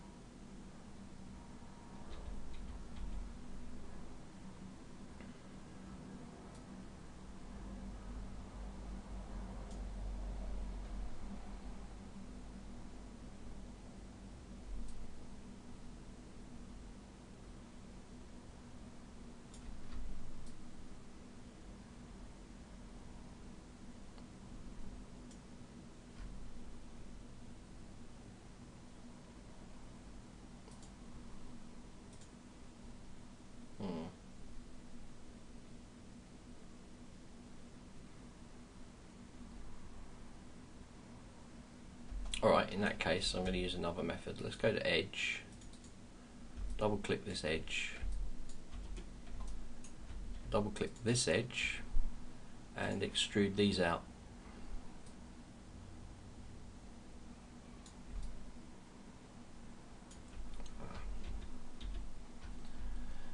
That's not working either, so we're going to modify my selection. So modify, actually selection, convert edges,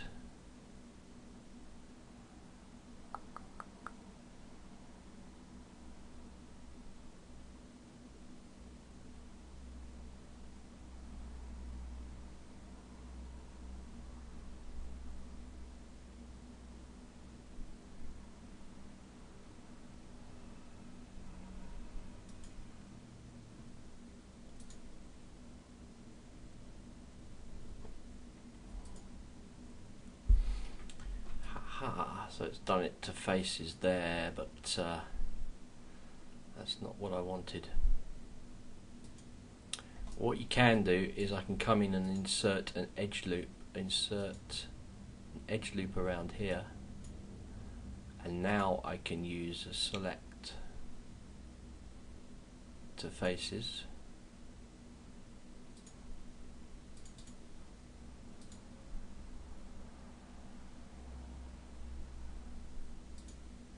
That's it. So there's always a few ways of doing the same thing. So I'll bring this out like this, and I want to just blow it up this way. Then I'm going to bring it out again,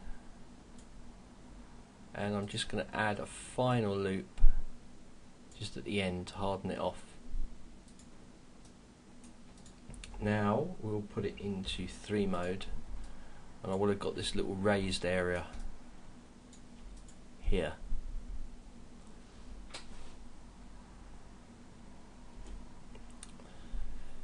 Okay, so how's this going to look like on the wheel? Well, there's a few things I want to do is I'm going to use the boolean.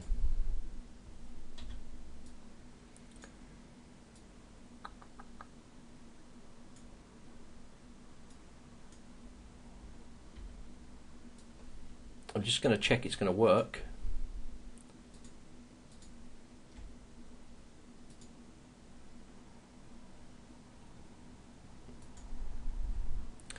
Yep, that's going to work. That's nice. Okay, so what I'm going to do now is grab this. I'm going to go to move, and I'm going to go to insert, and I'm going to press the X key and drag it to the middle. Then I'm going to press insert again. Then I'm going to go to E to rotate, and I'm going to control D and duplicate this about there. Then I'm going to press shift D, and it will repeat.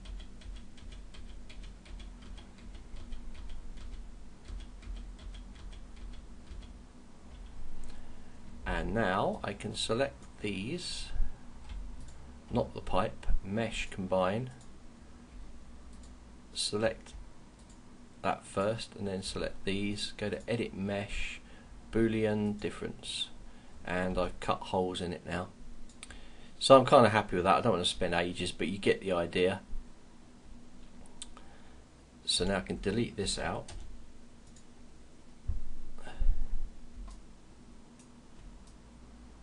Go to vertexes here.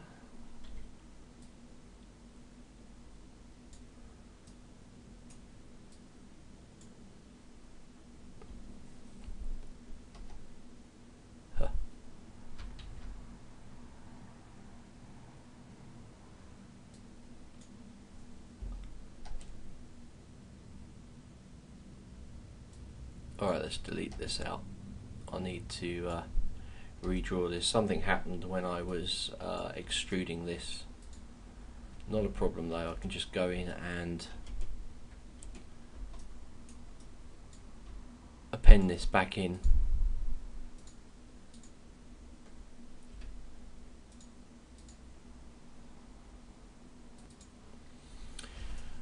Okay, so I now need to get my bike wheel up. So let's put the wheel there. I'm going to delete the history out of this and rotate this 90 degrees on the X and move this now kind of into position. So up she goes. Okay.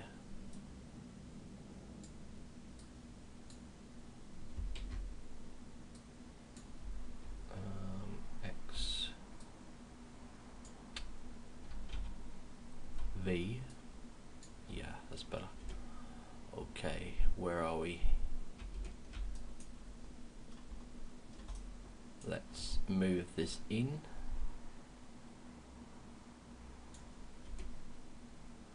How's it looking for the size? It's not a bad size actually. It's about right. So I'm now going to go in and grab my vertices there and just bring these out. My object's not directly in the center.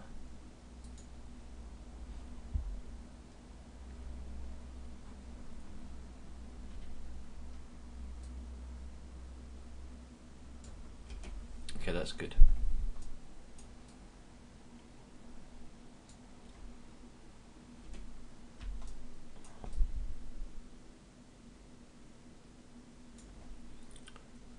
Okay.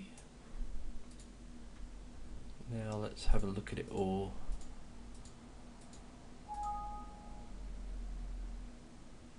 Oh, well, I didn't save that, so I'll have to redo that disk, but you get the idea how to do the disk. So I'll just redo that disk and bring us back to where we are now. Okay, so here's my disk. I've changed mine a little bit. I'll use a slightly quicker method to create it using the NURBS and then converting it to a polygon. But this is basically it.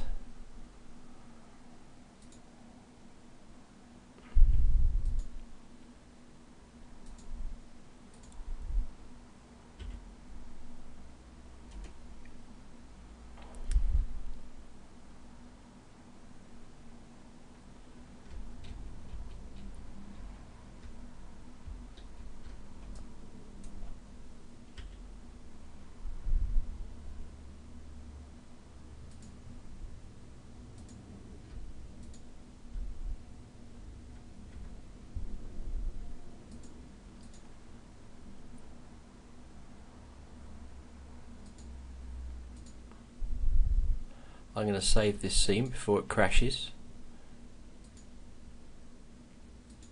and combine these pieces. As you can see, I've made it up. I have several pieces there.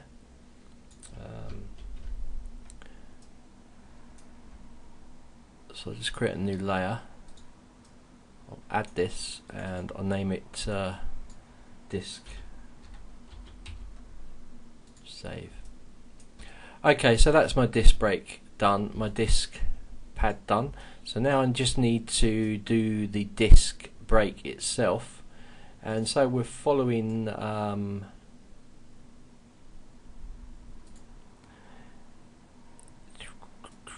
where's my disc breaks?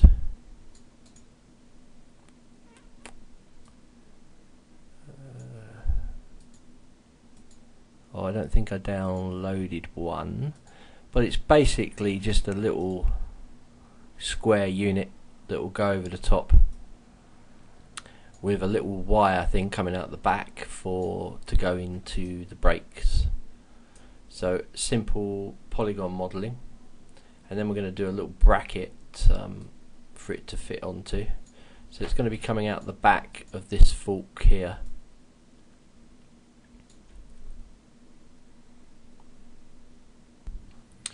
Right, let's get on with the disc brakes.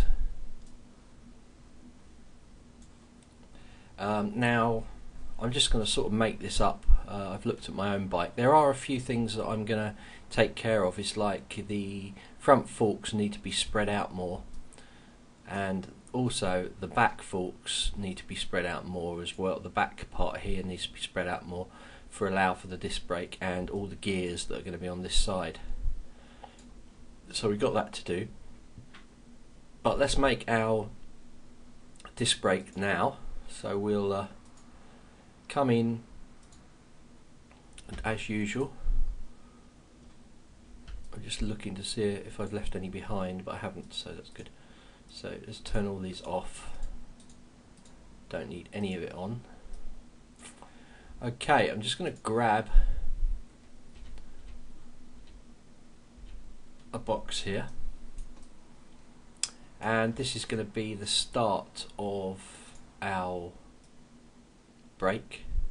We're going to say it's about that big by probably that big, and what I want to do is I want it a cut up to go through here where the disc brake will run into. So I'm bearing that in mind when I'm doing my subdivisions. I'm going to subdivide 3 up here,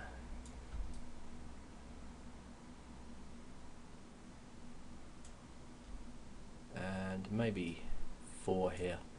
The reason I've done 4 is I might mirror 1/2.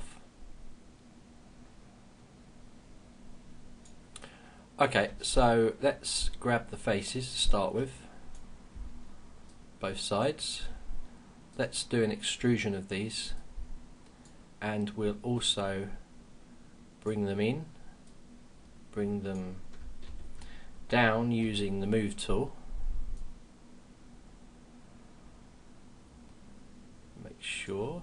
Then I'm going to select the vertices here, straighten them up. So that's quite nice for our basic shape. Now I'm going to grab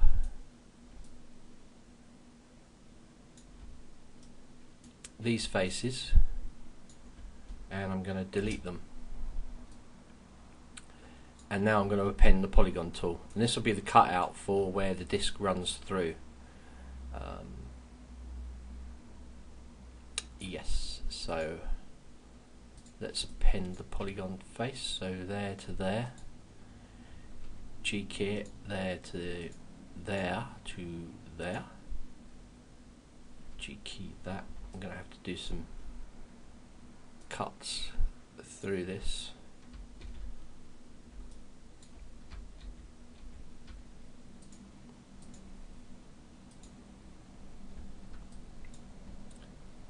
Okay.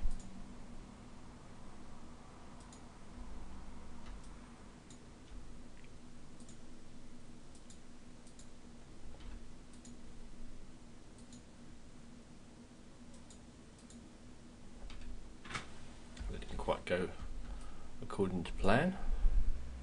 Just shift a few here. Okay. Right, that's good. Now I'm going to use my interactive split tool. I'm going to split right across to here. It's not going to let me.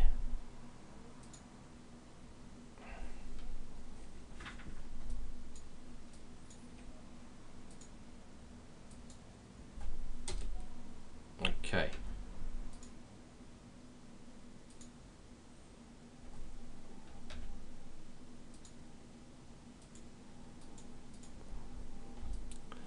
Sometimes it does, sometimes it doesn't.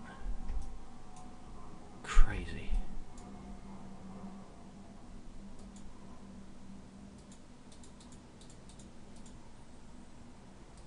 Sometimes it doesn't work at all.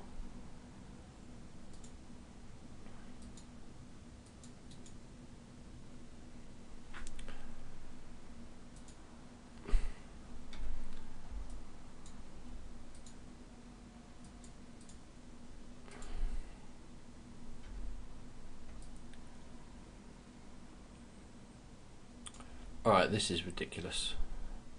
This tool is ridiculous sometimes. It drives me nuts. I wish Autodesk would sort out their tools. There's bugs all over the place.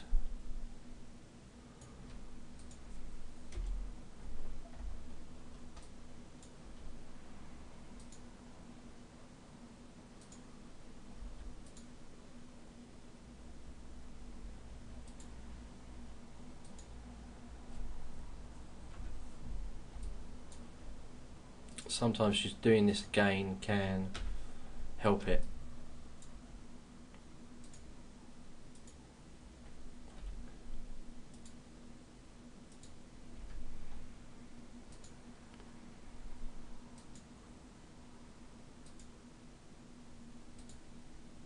Yeah, nice, look, that's all over the shop.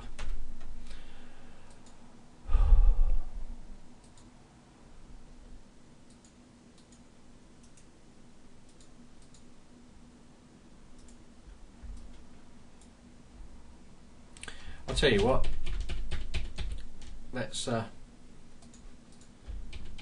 let's just say that tool's not working. Might work for you perfectly, it doesn't work for me.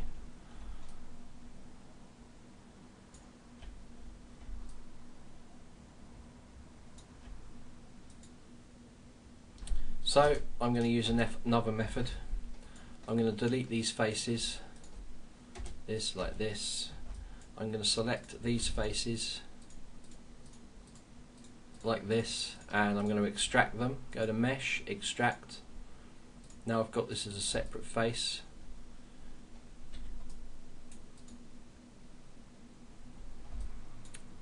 Now I'm going to press the Insert key and I'm going to snap to this vertices. Press Insert again. Now I'm going to bring this down and I'm going to hold the V key and I'm going to snap it to the bottom there. Now I'm going to select the two objects. I'm going to go to Edit to Mesh, Combine. I'm now going to go to Vertices. I'm going to go across the vertices, go to Edit Mesh and Merge. And now that gives us our block, so that I can just append as I normally would. So it seems to be the only tool that's working.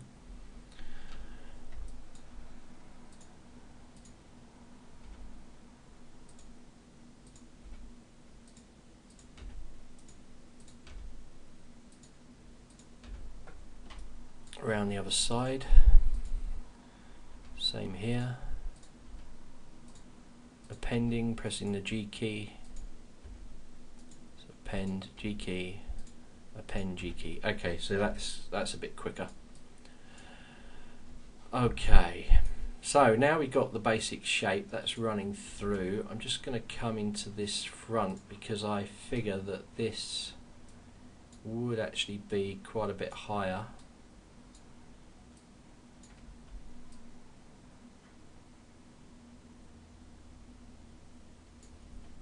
And I think I'll take this middle section and kind of move it up as well, as if it's going around the disc.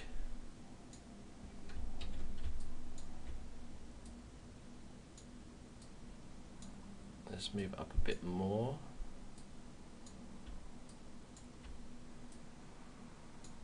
That's good. Okay, and these I might just move in a bit. Like this, just makes it look a little bit better. I think overall the width can be brought in a bit, especially across here.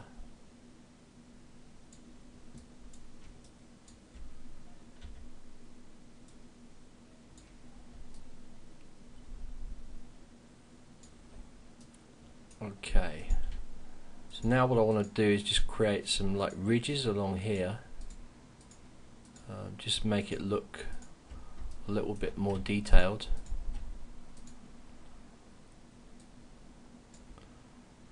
Let's choose another one, bring it up, and I'll bring it in slightly. I'm going to bring another bit in here. And now I want to raise one of these sections, so what I'm going to do is select one at a time. Just raise this up a bit and then just bring it in, and do exactly the same for the other side.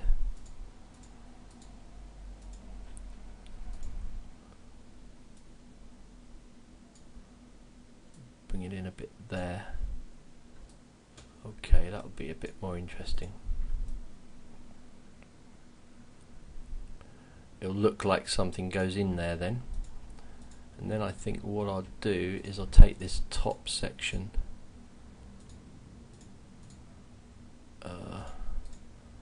one at a time. I'll just bring it in here. Let's have a look. Okay, do the same the other side.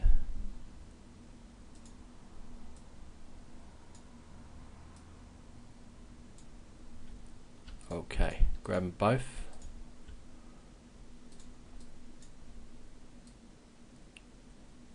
push it down a little bit, and then push it down a bit more. One more, and scale these this. Okay. Then finally, I'm going to bring these in and push them back up a little bit. Okay, so what's that looking like? Okay, for this piece I might actually leave it hard edged. I might not use the smooth at all. I quite like that.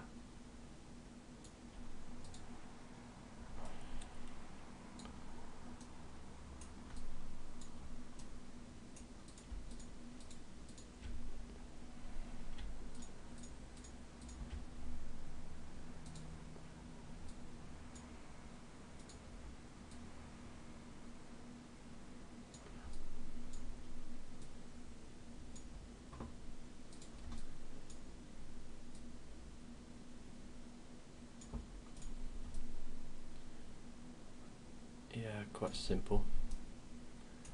Okay, so if I'm using a hard edge, how do I still get a bevel? Well, what we can do is we can use the bevel tool to bevel these edges. So I'm just going to select the edges that I want to be beveled, and I'm going to go to Edit Mesh and then down to the bevel tool. Click the Options tab. This tells me how many segments, so 3 would give you this one plus one either side. This will give you the width of them, how far out they go. So let's apply this, and as you can see it's put them either side. It's about the right width. If I decrease this, then it would be closer. Obviously if I increased it, it'd be wider, and then I could put more segments if I wanted more segments between them. So let's have a look at that. So as you can see, it gives us a nice beveled edge on the edge. If I press free mode, you can see it sort of pushes it out. Actually, that's pretty cool. I quite like that. But that's going to do for now. I think what I want to do now is to just bring these in. Add a bit of, so I'm going to bring these in, move them across. Just adds a little bit of interest. I think I'll grab both of these, bring them in as well, and then I might just hit these faces here and just extrude out slightly.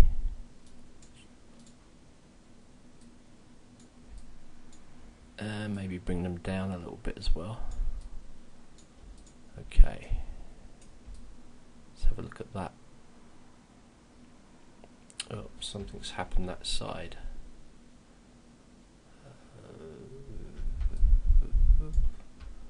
Let's go back one.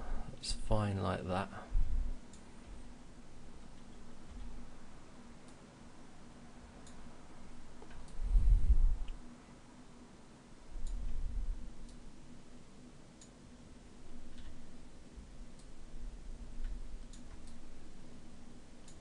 Yeah, that's a bit of interest.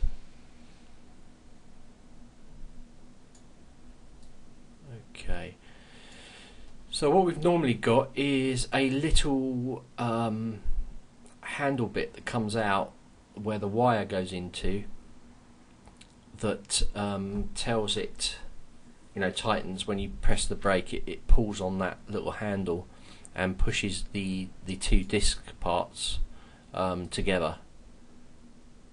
So I want to create that little handle and where that goes into.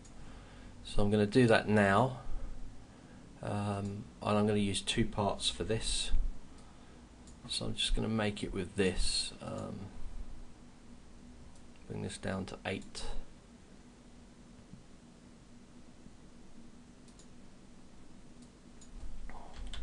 90 degrees scale.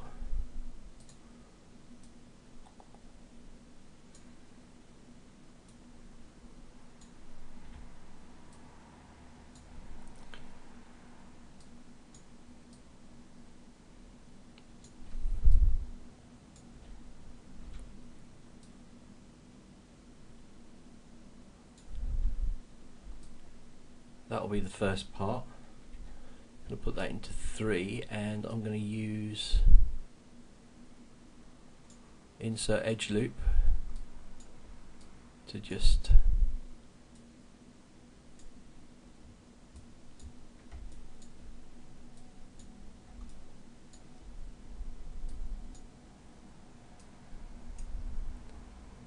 look at that.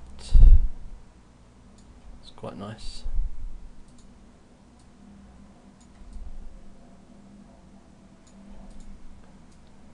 Going to grab the vertices along here, smooth them down.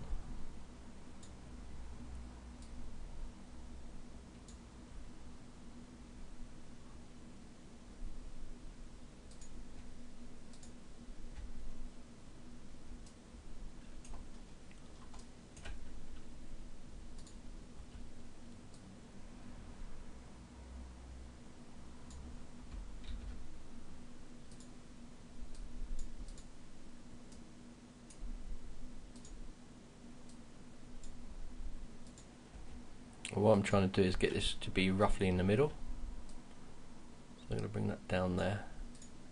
I should better move this back into it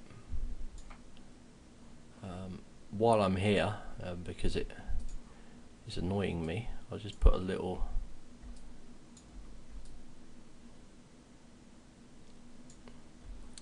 edge loop along this side. Oh.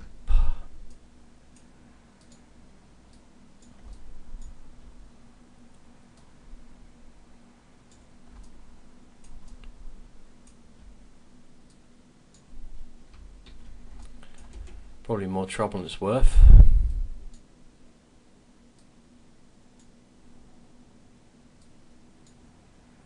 Okay, that's done. I don't know why, it's just annoying me. So put that back in there. Look around. It's going to be fine. Just going to take these vertices and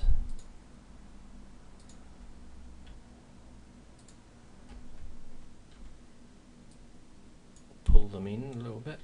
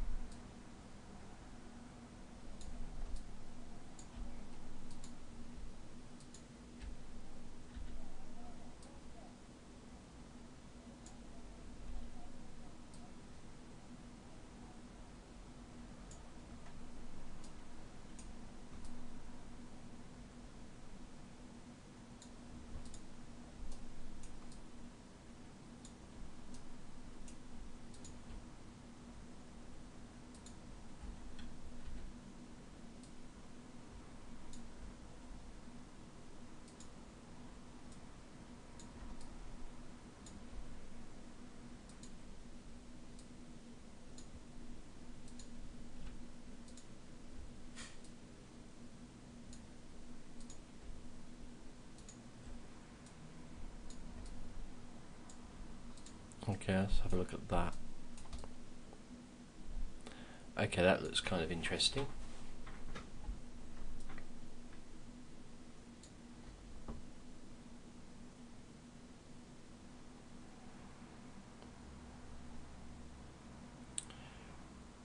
Right, so now I want my tube to come out of this. So I'm going to reduce down, I'm going to spin it around 90 degrees. Use the move tool.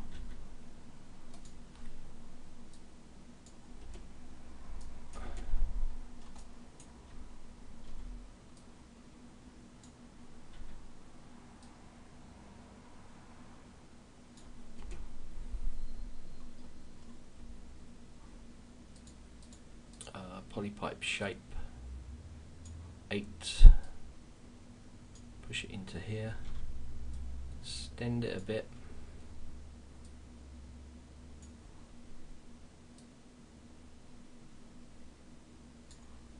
insert some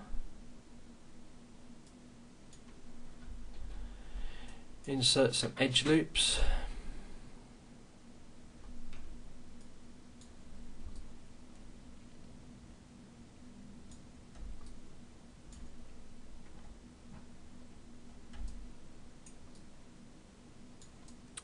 and insert edge loop here. I'm going to grab these faces now. I'm only going to grab 2, I think.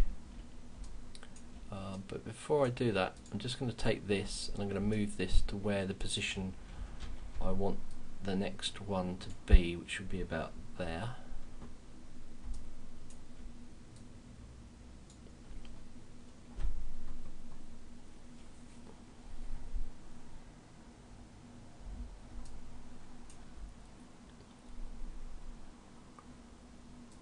Right, I'm just going to angle this the angle that I want it to be, which is kind of like that. Let's have a look at the angles. So these are going to be coming out of here, so I want them to meet like that. So if we have a look, you can see there, this needs a bit more of an angle like that. In fact, I'll leave it that close for now. So I'm going to take this face, I'm going to delete these face out, I'm going to move this forwards here a bit, and I'm going to go into face mode, and delete that out there, and I'm going to take both these objects and combine them and append, and a G key,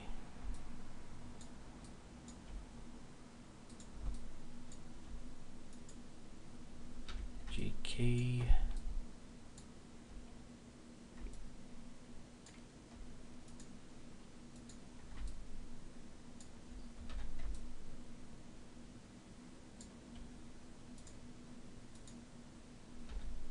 and finally around here. Whoa. Okay, let's move it up there out of the way.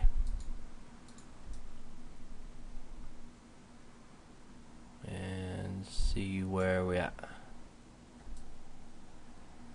Yeah, there to there. G key. And finally there to there. G key, I think that's done it.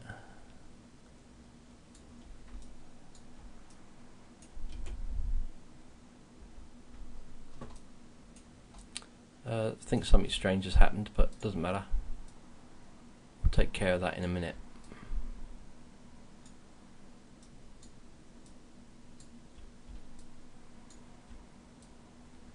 Push these apart. Let's have a look. No, I think it's correct. It's all good.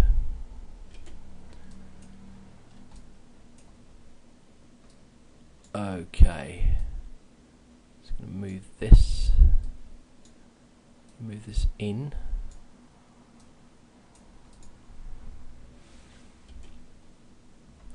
I'm going to move this back into position,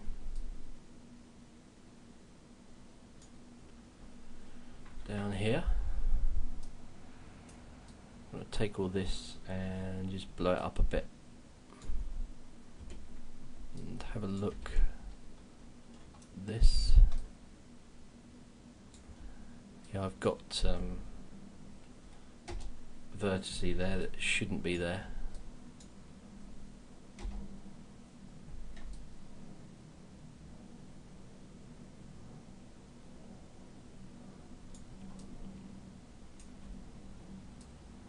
Got a little edge there, which we don't need.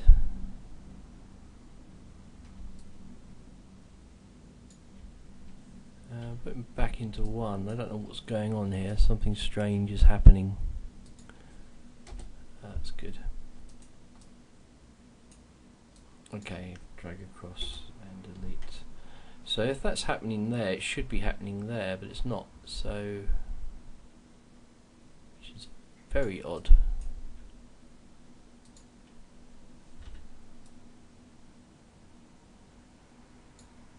Okay. Let's grab across these and merge. Oh, that appears to be correct. So if I put it into 3, it's nice.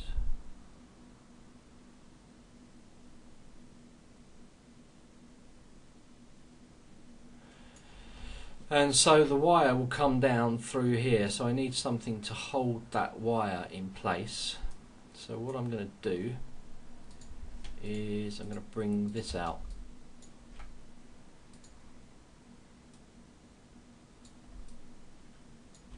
And I'll do the same this side, like that. Okay, now I can use the insert edge loop tool. I'm going to go to 1 first of all and zoom in. I think I could have done with scaling this face down a bit, so that's what I'll do. And I want to move it there, so there's just more of a gap.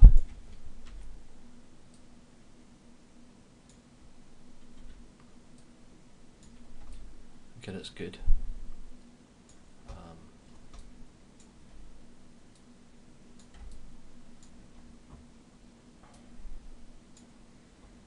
I'll put some edge loops around here. Put some edge loops around here.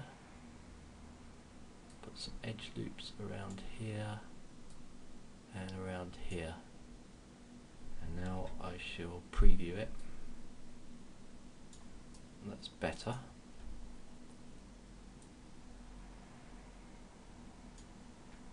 Bring these around here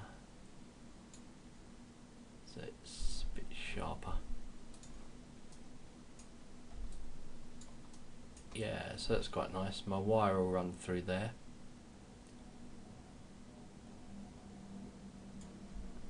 And then I'll have a kind of screw head or something on the top. So something like this will be fine. Let's go to our pipe, make it 8. Reduce it right down.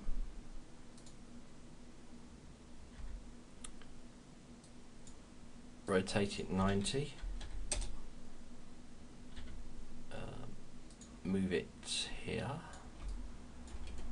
And scale this right down like this. Maybe even further. And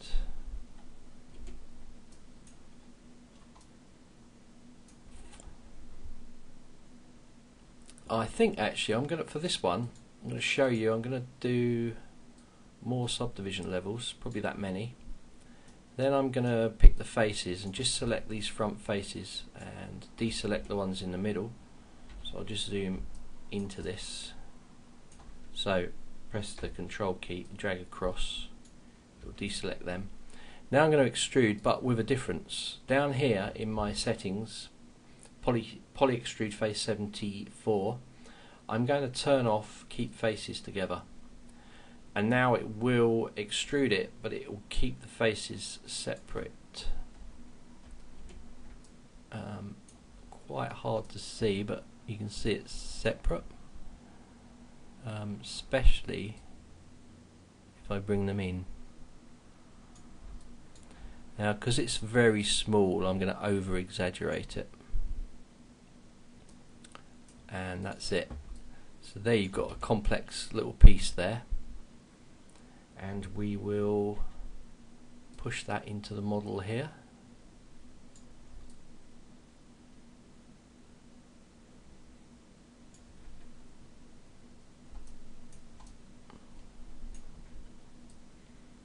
I'll put one there, I'll duplicate it and put one there.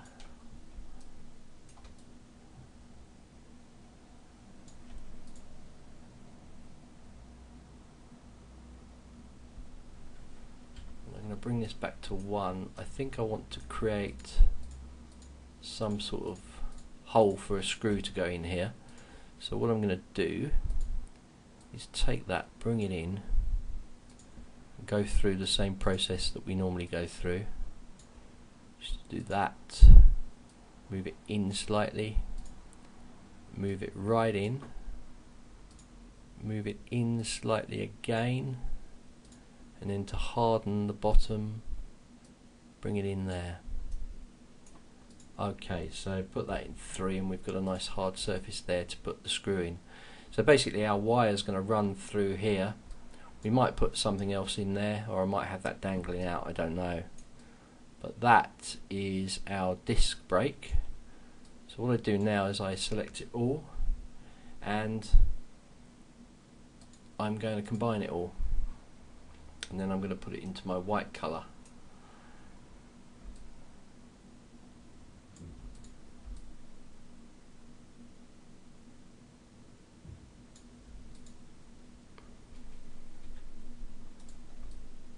And there it is, smoothed out, so it looks quite nice. So we got that as a unit. I'm going to save this quickly.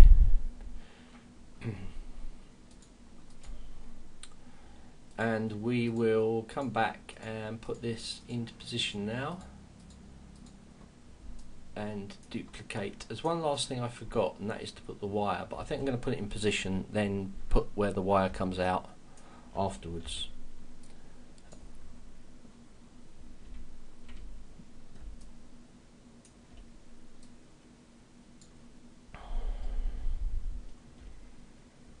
We're around the wrong, need to be at the front here of the bike.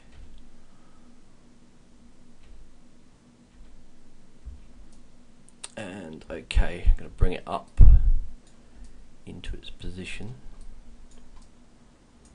so it will mount at the, there's the fork going down there. It's got to be scaled quite a lot, and I also need to rotate it. In fact, I'm going to need to mirror it. So I will duplicate special and move this one here.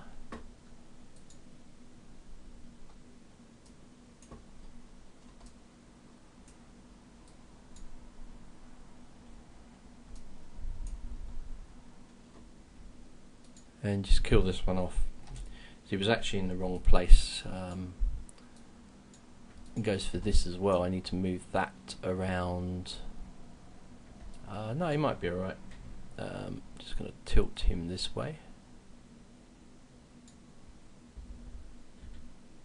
And we're going to move him down. Definitely size got to be reduced.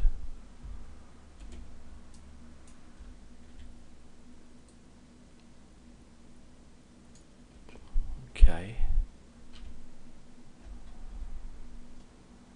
Where's my disc brake? Turn smooth shade. The disc is about here.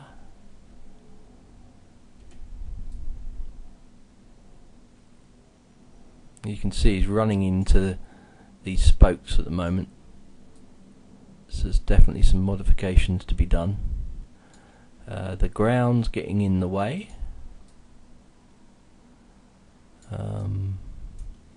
It's quite nice. I'm actually going to just squeeze it down a little bit.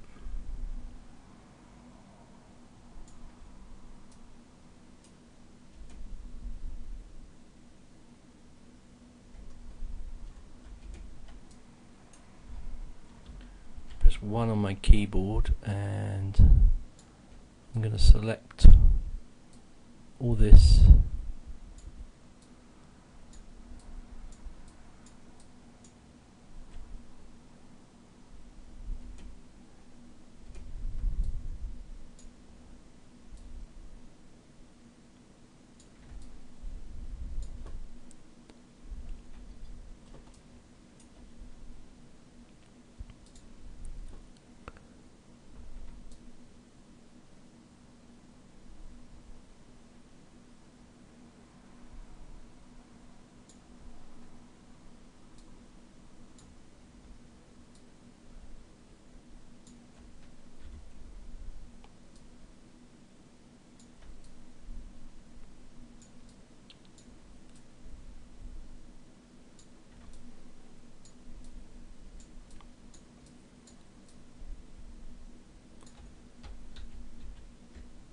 fact.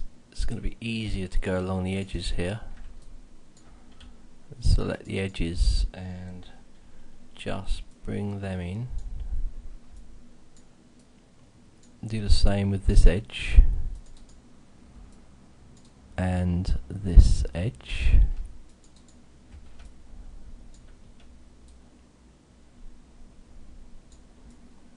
That's good. Let's make this all 3 again. Smooth it out. Right, it's pretty good. Just need to put it in the middle.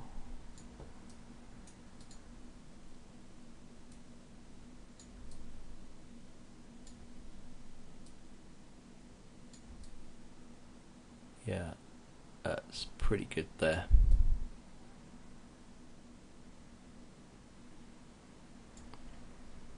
Alright, I need to rotate it slightly and just bring it down like that. Okay, and I think I'm going to separate. I'm going to grab these two, mesh combine, and then I'm going to rotate. I want to center the pivot point because I can't see it at the moment, and press the V key. I'm snapping to this middle section here, pressing the insert key. Now it'll allow me to just move this back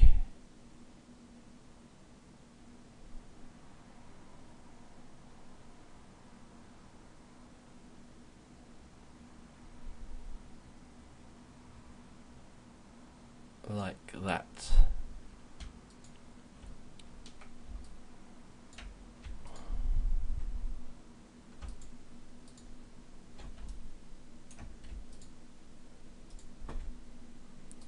Mesh combine, and then 3 again, and there we go.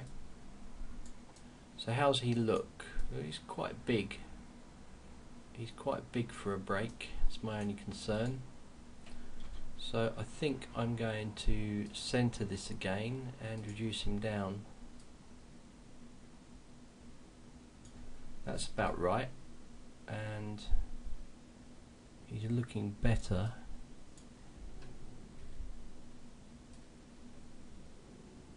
Across here as well.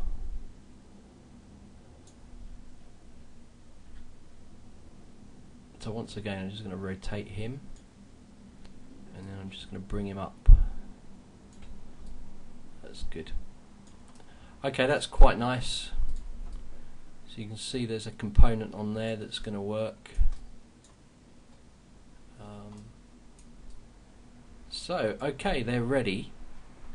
So I need to adjust the forks a bit to pull this out, because at the moment you'll see that the disc brake is going through here. So I need to do a couple of things. One is I need to grab all my disc area. So I'm going to hit the disc layer. I'm going to select the objects, then I'm going to select this. And now I'm going to simply move this until I come away. That's about right.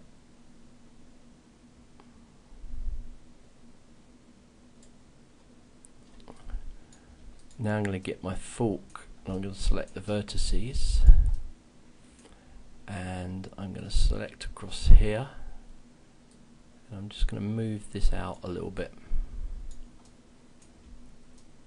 Now I'm going to click faces. Is that making the fork look odd? Probably. So I'll just move this out a bit as well. Yeah.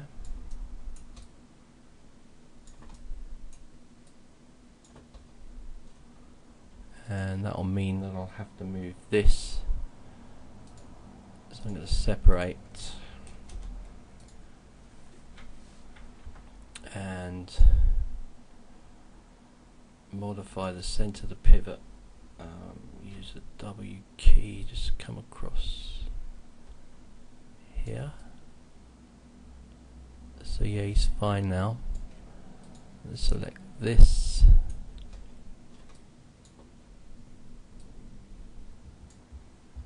And we'll move this across.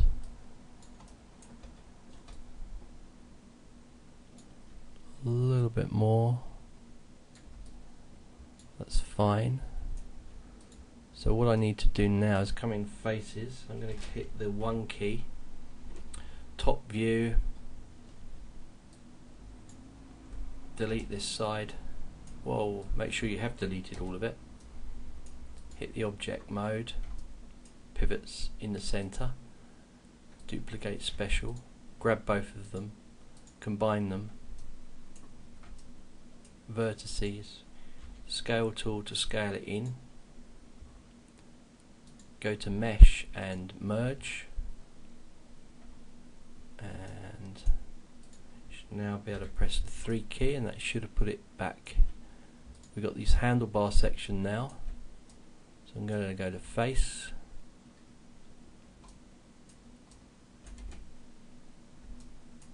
I'm going to select across here, I'm going to delete it out, select this, oh,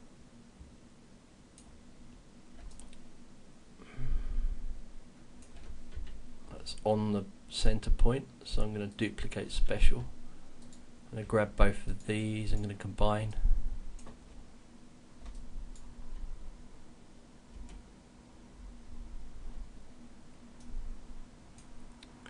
I'm going to select the vertices.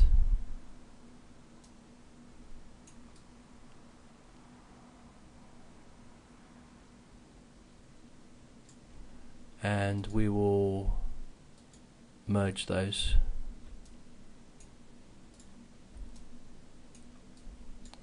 And of course, I'm going to take this.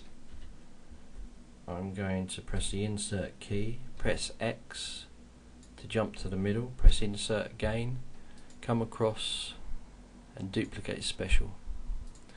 So there we go, we flip that over and we spread these across to allow for the brakes. We'll have to do a similar thing to this back for the gears to fit in there.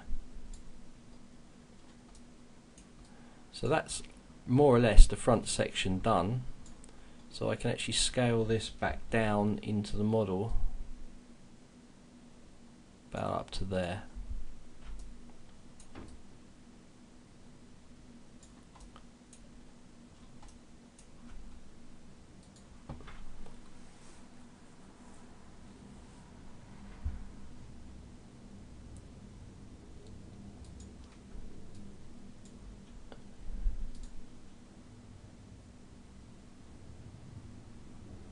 Yeah, it's definitely looking nicer.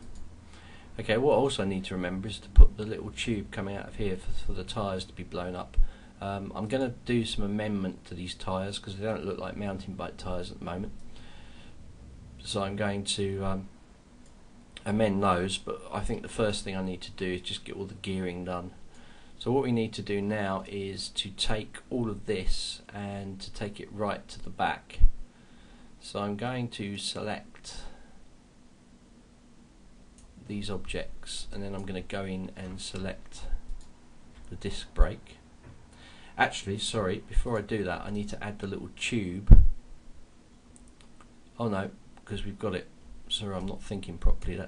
This is where the wire is going to run through. So yeah, that's fine.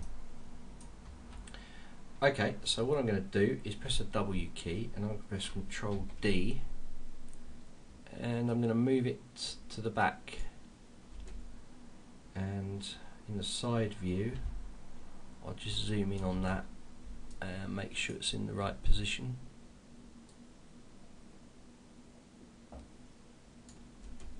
That's about right, and I'm just now going to check it out in here.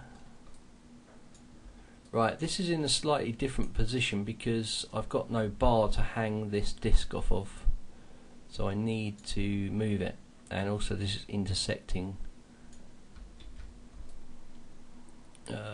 No, it's not actually, that's fine, it's a duplicate, but you can see now this needs to be pulled out, but I do need to move this. And what I'm going to do is just come into the side view and press W, press the E key and just rotate it. See it being kind of up the top more. Maybe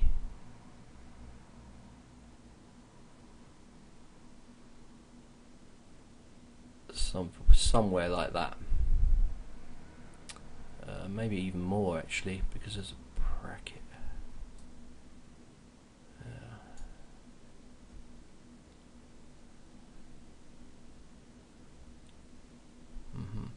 That goes with the front as well. I've got to create a bracket coming out of here that's going to attach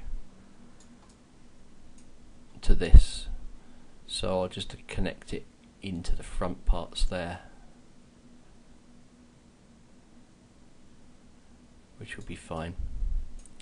But okay, that's preliminary. That is the brakes kind of taken care of. Just got to do the brackets for the brakes.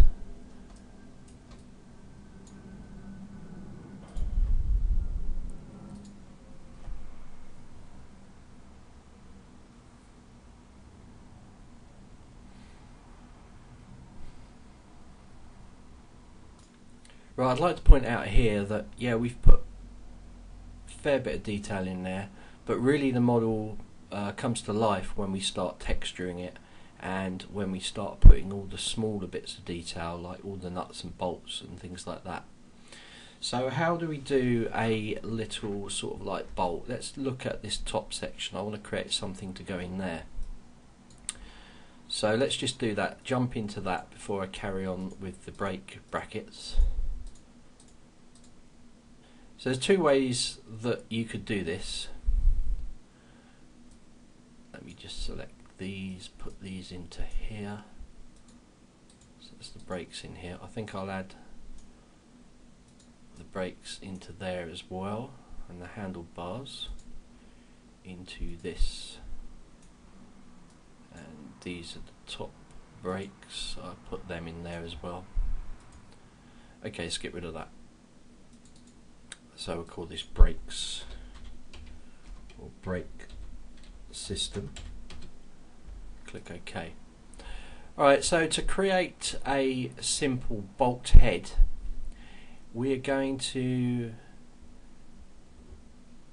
use a cylinder. There's a few ways. One, we can use bump mapping or normal mapping to create the indent, and then we just got to do a straight bit of geometry and just add that to it. Or we can hard code it into the actual geometry itself, which is the method that I'm going to use here. So let's say our bolt head is like this,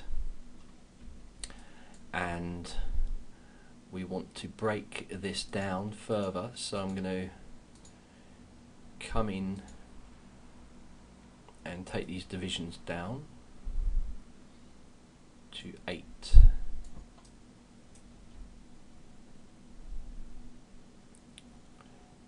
We've got to look at this.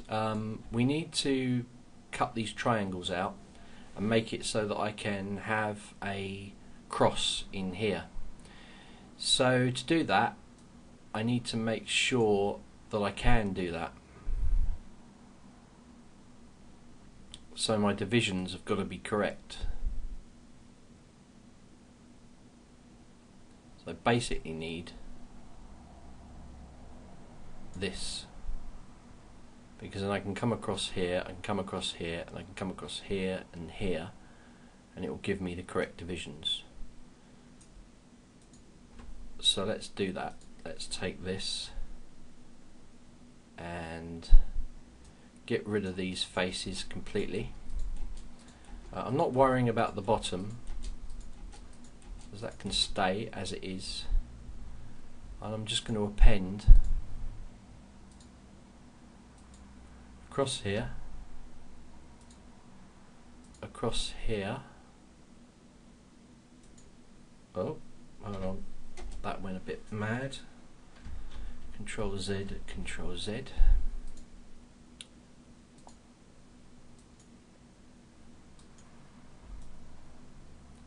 Now it's jumping all over the place for unknown reasons. Let's just try angling this. Okay, that's better. Okay, and finally let's just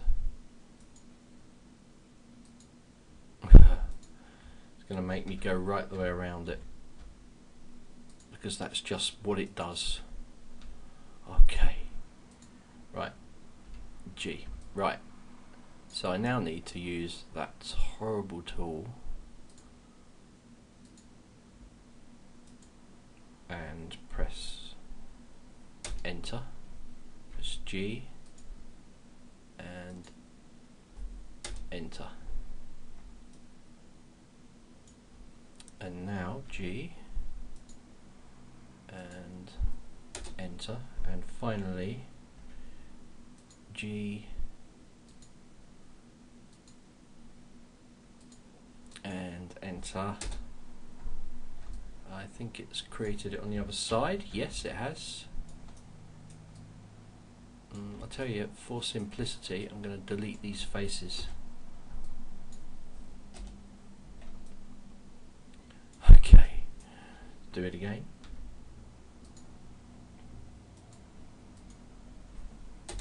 Enter. Okay, so now we can create a cross. Before I do that, I'm just going to extrude this lot back down the way I had it before, and come in here and here, and now I'm going to scale this down like this. I don't care at the moment where these are going. They're going to top view now, and I'm going to recreate my cross using the vertexes.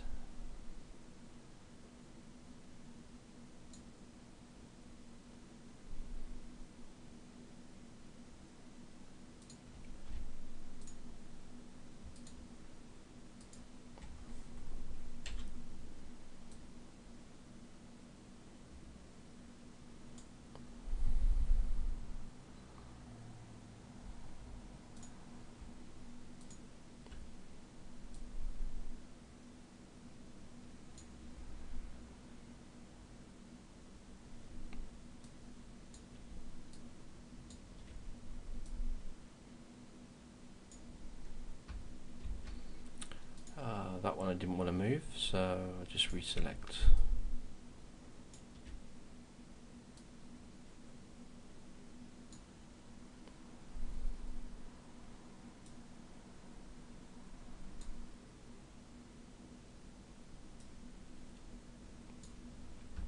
In fact, I can select these at the same time and make sure they're straight. Then these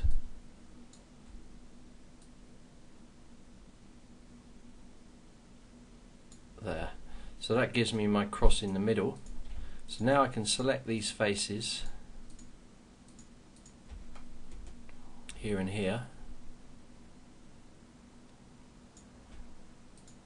and bring it in a little bit, extrude again,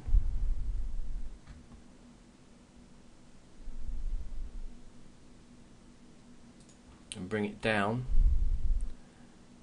and then I'm going to save this You can see it's whirring away. I think that's something to do with the recording software. I can bring this deep in here and do what we've done before, just a little bit, and then finally scale it in.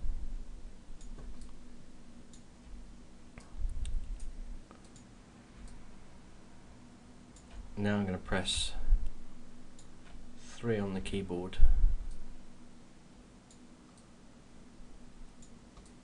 and we're getting this kind of shape. I need to insert some edge loops,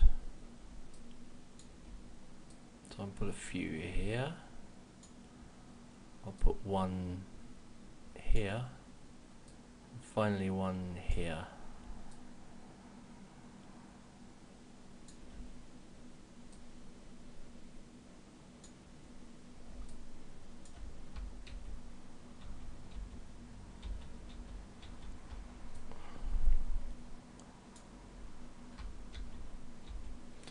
You have to be careful, because what will happen is it will try and let's go back to this.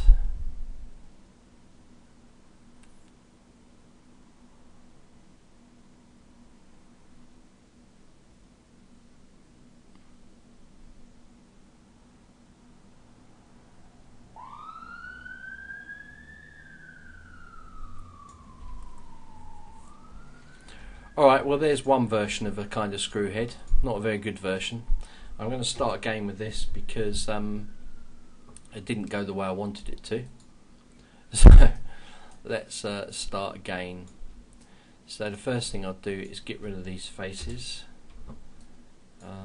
Actually, sorry, I need to just set this to be properly aligned. Here we go.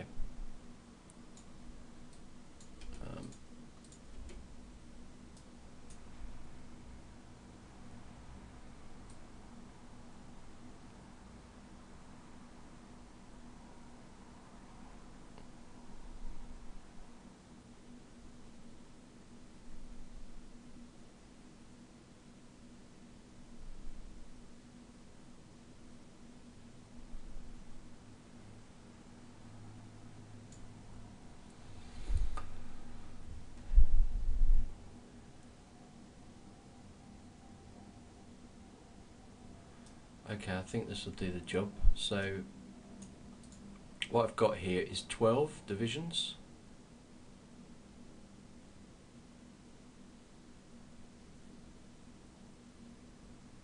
And I think I'm going to crank it up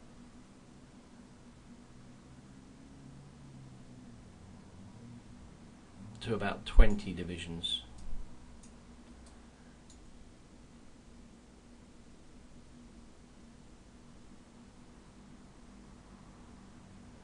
And I'm going to start to delete these edges out alternately.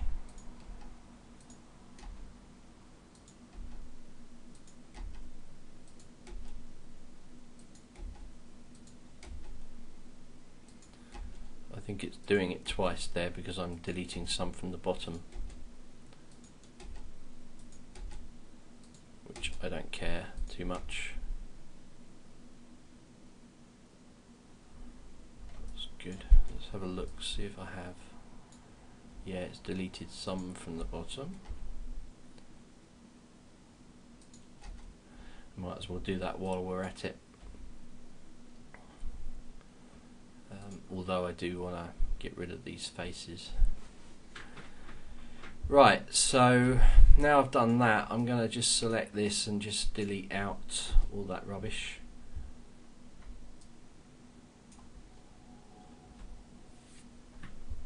And now I'm going to select the faces because I want this edge ring to still be round, so it keeps the roundness when I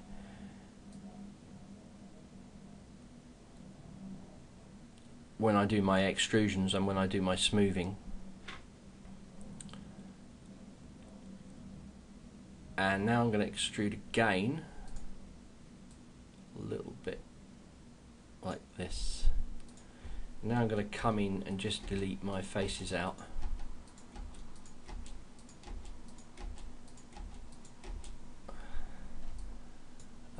some reason it's keeping these pieces in there. That's it. I don't know what was happening there. Now I'm going to use the append polygon tool and start to reconstruct this top. So G key, let's start here, here, here, and G. Do the same at the bottom, same at the sides.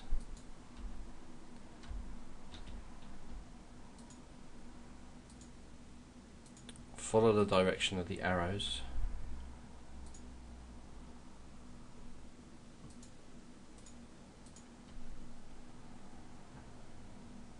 Okay, that's pretty good. Come across here, come across here, and finally come across here. Now I want to use my interactive split tool.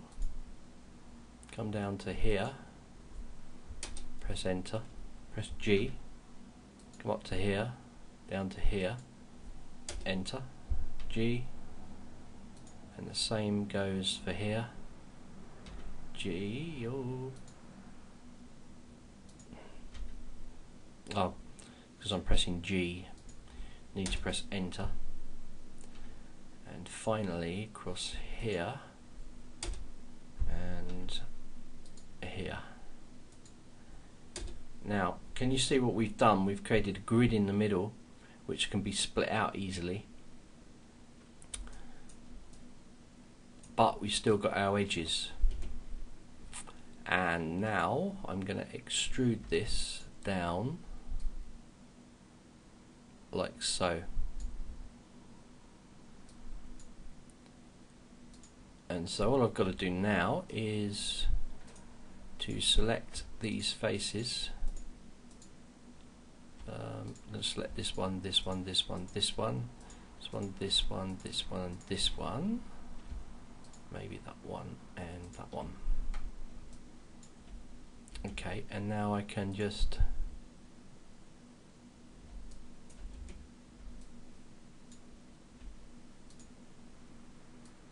bring it in slightly here. Might have to use the scale tool to do this. And bring it out. And then you might need to go in and just adjust your vertices. Actually, I'm kind of happy with that because it's kind of brought that in, which is good. Now I'm going to bring this down slightly to create that hard edge, and then push it all the way in, and again a little bit, and finally scale tool, scale that in. Okay, so now if we press the 3 key, we can, I think, insert some edge loops around here and not affect this outside area because we gridded it up.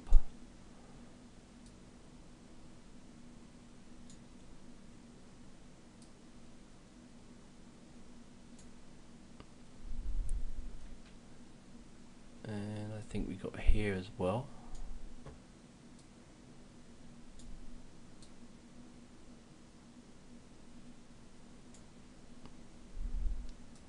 And finally here.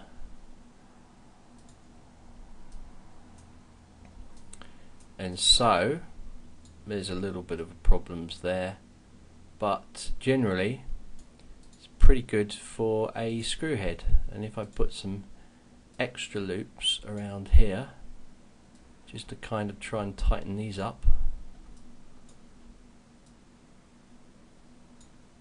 it should look even better.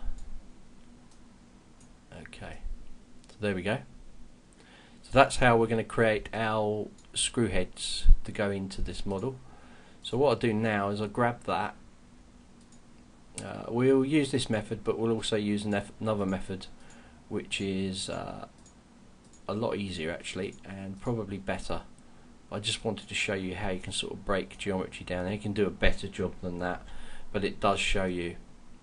You could spend more time thinking about it. I'd probably use the CV tools and then do it that way, which I'll actually show you now. I might as well. It is a modelling course, so I should show you all the different variations, techniques that you can use, or not all of them, but most of them.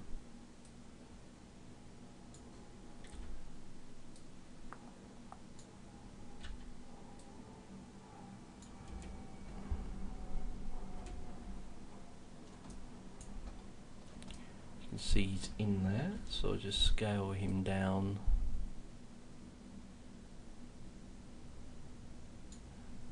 Like this, and use my move tool just to move him like so. Put him into the white colour, and there you go. So you've got that screw head in there. Something funny is happening with this.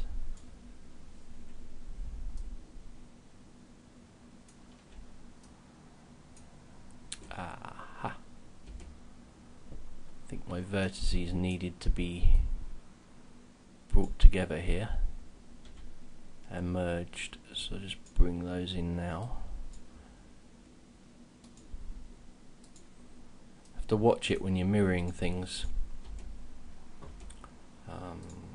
3, okay, yeah, that's better.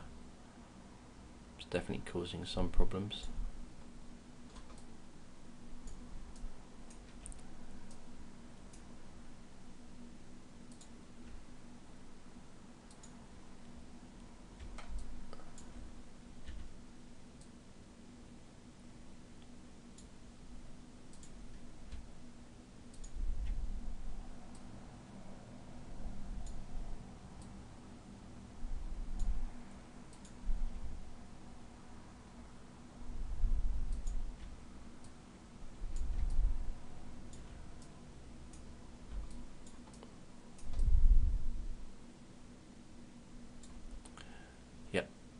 Right, to show you the other way of creating the screw head, just going to go handlebars, add selected, turn these off,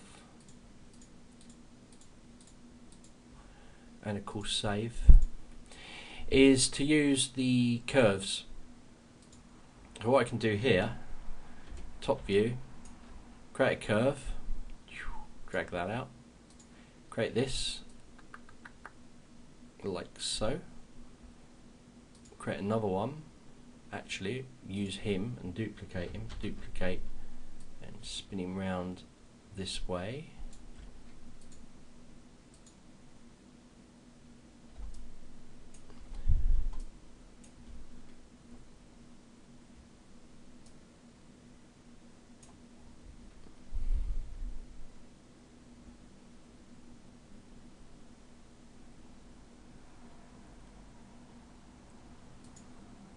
I'm just going to add a point here, add a point here. I'm going to add a point, whoa, hold on.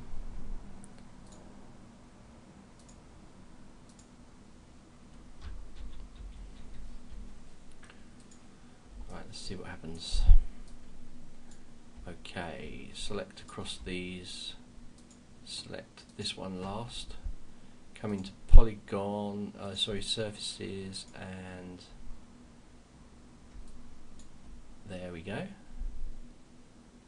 Grab these faces, delete them out.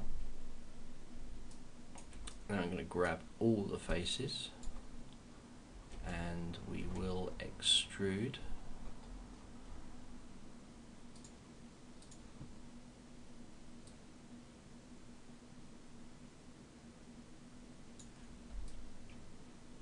Like so.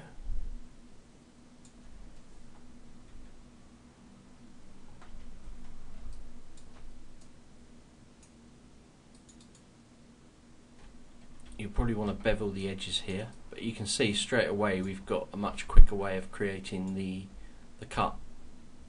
And so what I could do is now use the append tool and append across here to fill it as a solid, or I could just create another cylinder and drop it below it. So that's another way. The only problem is that it does cut this up into billions of bits, which you have got some control over via the poly extrude history and the smoothing handles, things like that. That was the extrude. If I go back one or a couple and just have this as a flat panel like this, I can then go to my NURBS tessellation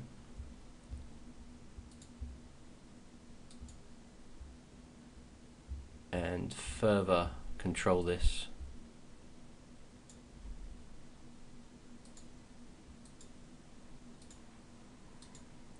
General works well. Fit is even better. That would allow me to take this face out here.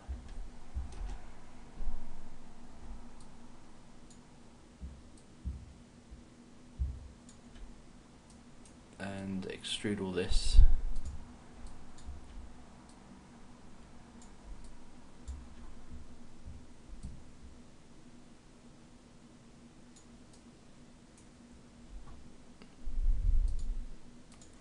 And I can append the polygon if I have these faces removed. So come across here, delete this bottom face,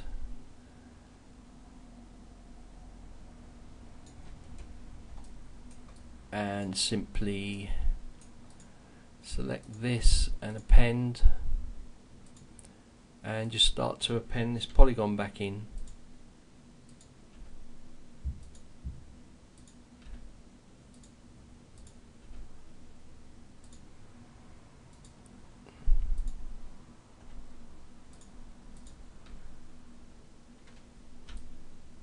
It's done something funny there.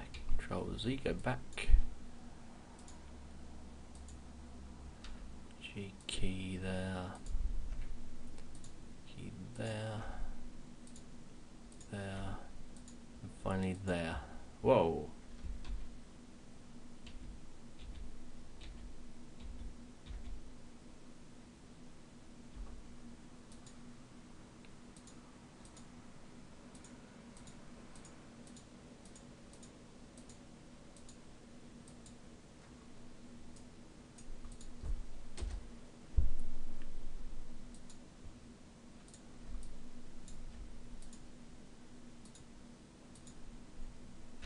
G.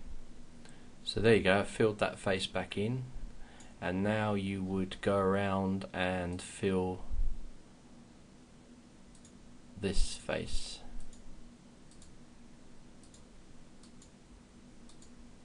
A handy little tip here, if you want to fill the entire face, we need our cut throughs, because obviously it's, press G. And what you can do is you can select the face, which is one face, and you can extrude it, and you can extrude it in on itself, and it will bring those divisions. So you got those divisions there. So that's another way of creating a screw head.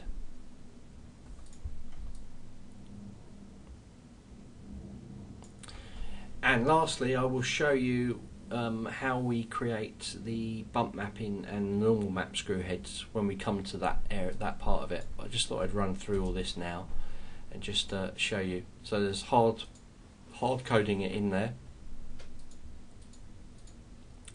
There's using NURBS,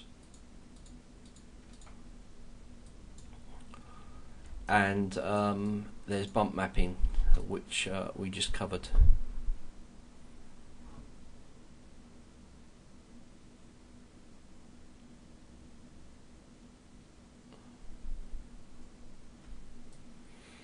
Okay, so what do we got to do now? I suppose we're back on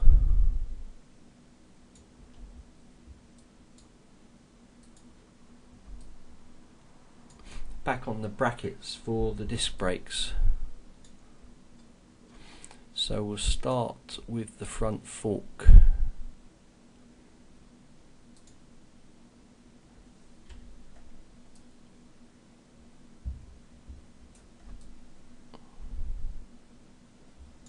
Right, I kind of want to break this up, so I'm going to insert an edge loop.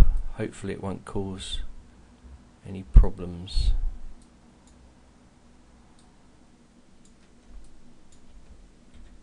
No, that's still quite nice. Good. And back into one. Okay, let's select the face.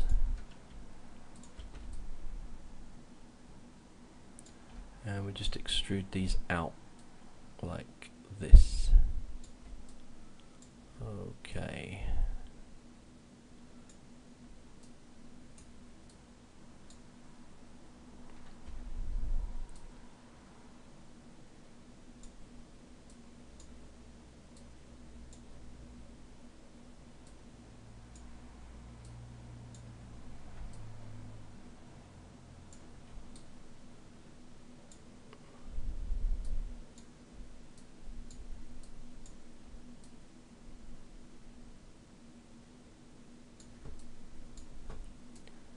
Okay, let's have a look at this smoothed. It's not bad. So interactive, the edge loop tool there, just to harden these areas up. And then for speed,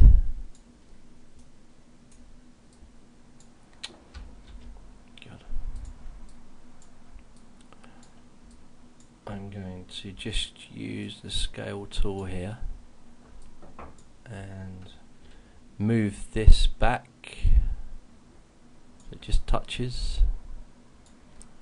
This one here,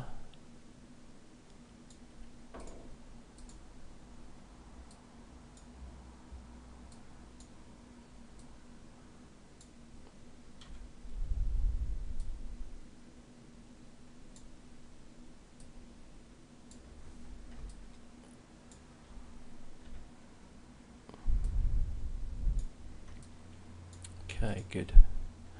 Now I think what I'll do is I'm just going to, for speed, I'm just going to create the pipe here and just put it straight in position. So 90 here, I'm going to reduce the size right down.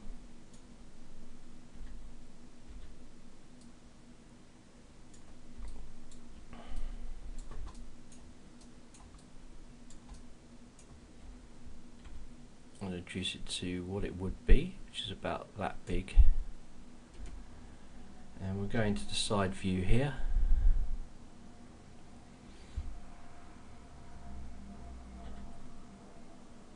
And I'll move this one up and across here.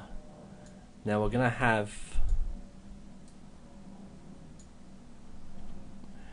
have some little nuts and bolts coming through this. So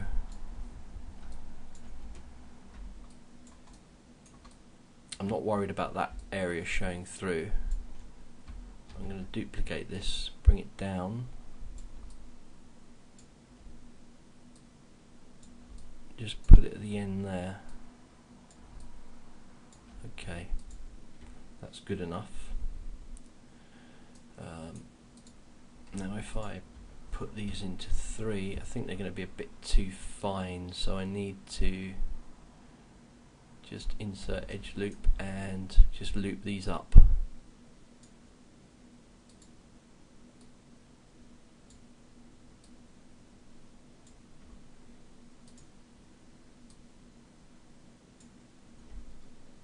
That's good. Okay, I'm happy with that. It's kind of connected on there.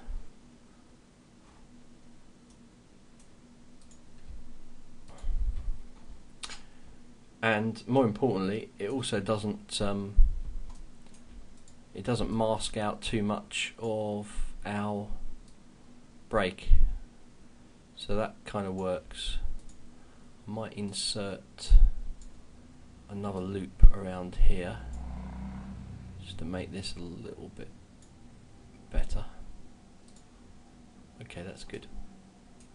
Okay, yep, happy with that. Wheels going round, these will push up, and we're going to have a little bolts in there to cover those bits.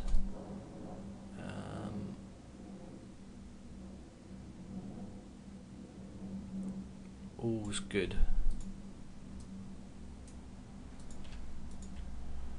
Just thinking if it would be better to have something kind of going this way.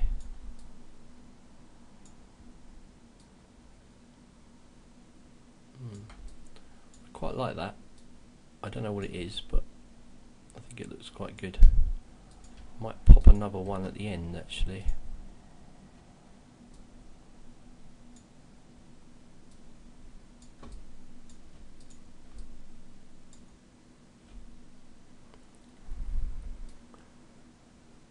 Insert an edge loop just to kind of harden it up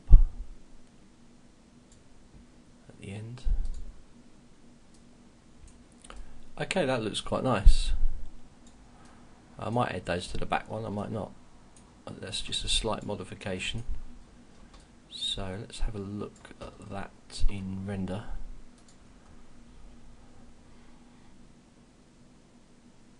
Yeah, I mean, we're never going to get any closer than, say, this. So zoom in here and see how that looks. Yeah, that looks good. It's quite detailed. Looks like a brake.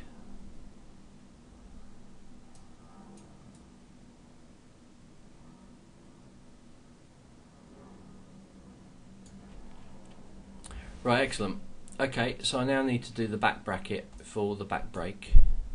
This one's going to be a little bit more involved, and I'm going to need to move this part out, so I'm going to do that now. Yes, so vertex. Grab my vertex and move this about there. That I also want to come into the side view because I'm going to want to move this part back in for the chain to go across.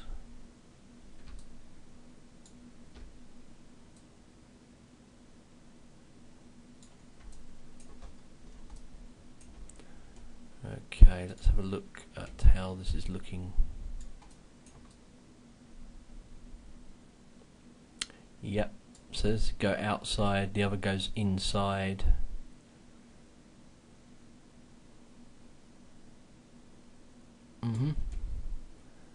That's all good. I'm just going to move it in a fraction.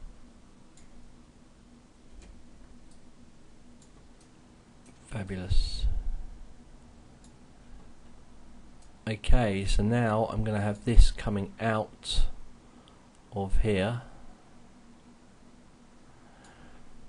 And actually I'm thinking, before I do that, I need to mirror this side before I make any changes to this, because the other side's not going to have a bracket for a disc brake. So I need to detach and mirror the other side.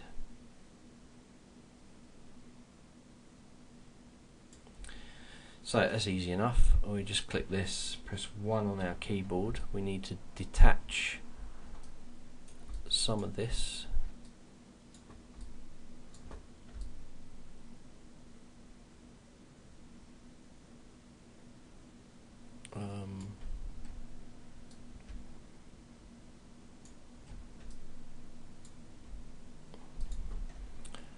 It's going to be easier to just select right across here, hold the control key, just deselect the areas I don't need,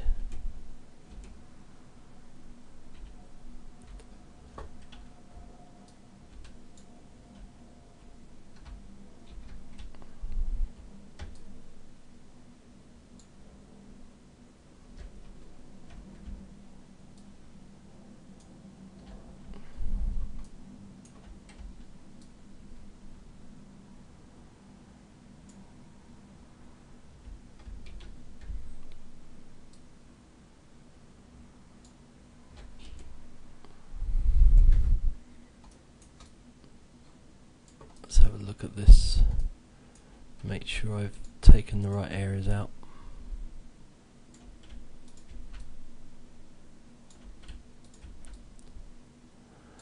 Okay, that's good. Right, mesh separate, mesh extract, sorry.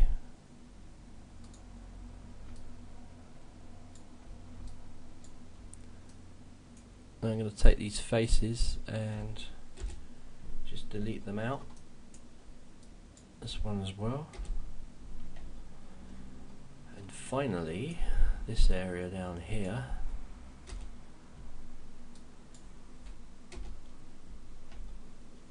And here. Good. Okay. Back into here. And I'm going to mirror it over. Let's just check that it's my mirror center, which it is, and duplicate special. Select this and the frame, and mesh combine. Select the vertices and merge, and then put it back to 3 and check the model.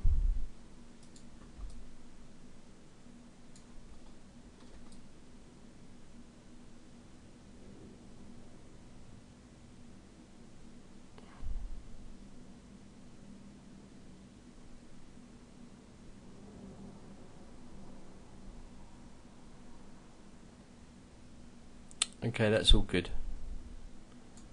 Yep, it's mirrored it all back nicely.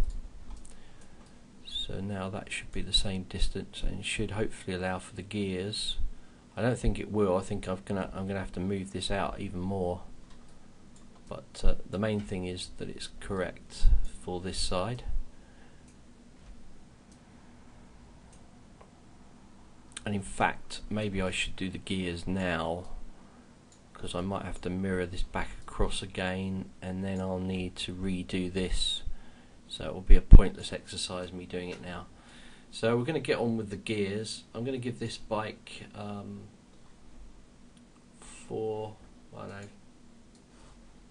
3 gears. Got loads here. 1, 2, 3, 4, 5, 6, 7. Need that many.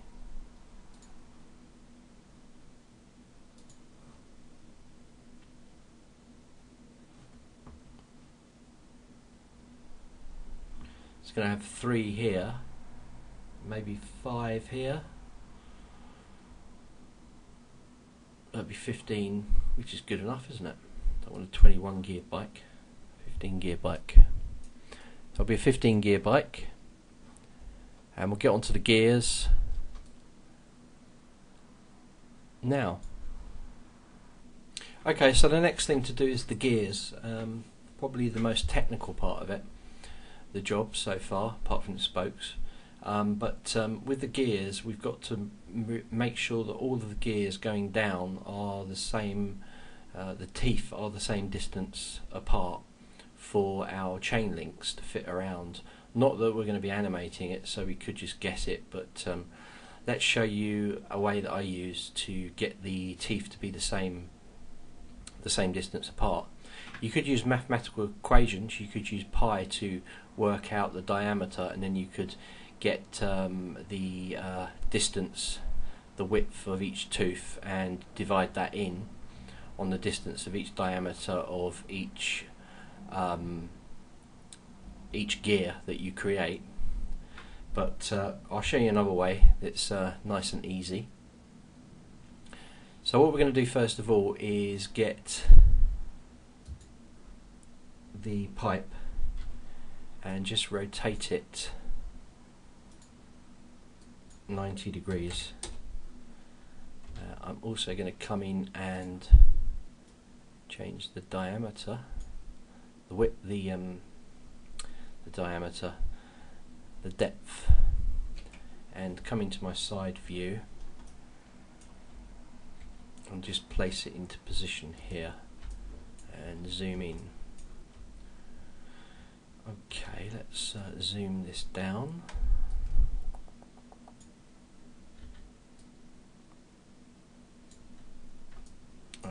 zoom into this.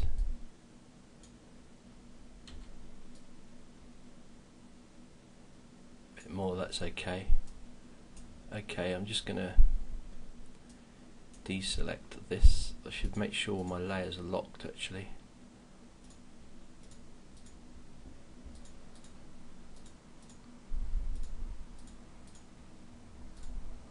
Or templated or referenced.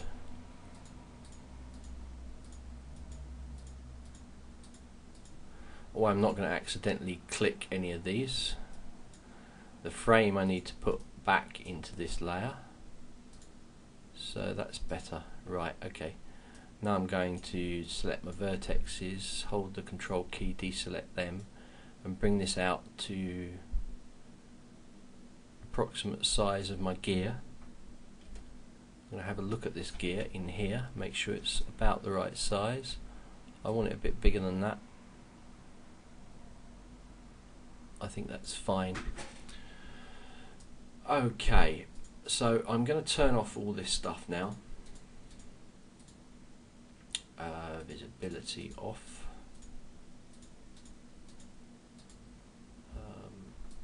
These discs need to go onto the right layers. Oh, they are in the right layer. Okay, they're part of the discs, part of the brakes actually. So add those. Okay, and I'm going to make this a bit smaller as well. I think that's fine. Okay, so we're going to say that this is our biggest gear, and we're going to work in increments of say 48 teeth. So let's go to our poly pipe and get our subdivision levels there to 48. Whoa.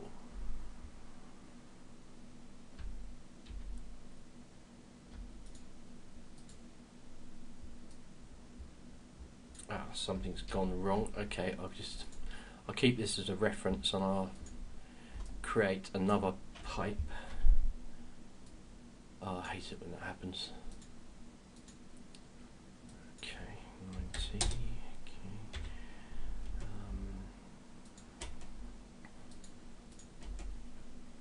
Okay.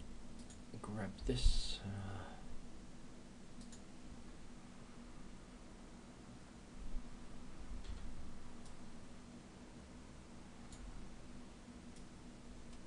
Okay, good. I really don't know what happened before. I think it was because I manually changed the vertices. So I think that was causing problems. So I think I need to manually just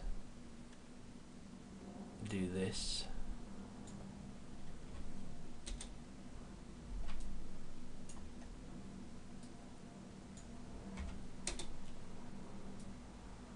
Okay, that's just 6. Roughly correct.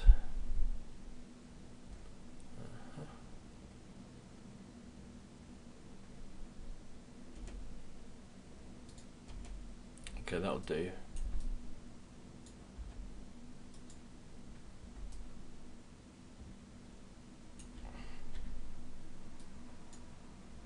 Let's get rid of this one and do the right width. Okay, is that about right? Yeah, that's okay. Right, okay, we're going to say that the biggest gear that we've got, which is this one, has got 48 teeth, so I'm going to put 48 in there.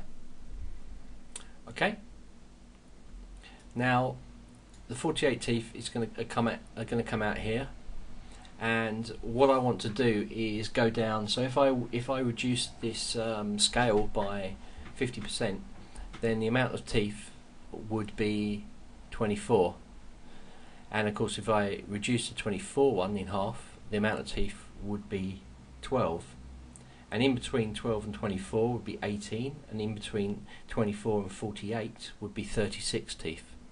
So we're basically going to drop this down and reduce the teeth and do duplicates along the way. So all I need is the move tool on. I'm going to duplicate it and I'm going to move this bracket back. Now the reason that I'm always working on the original is because you don't get some of these options to divide my mesh up, because we're not working from the original.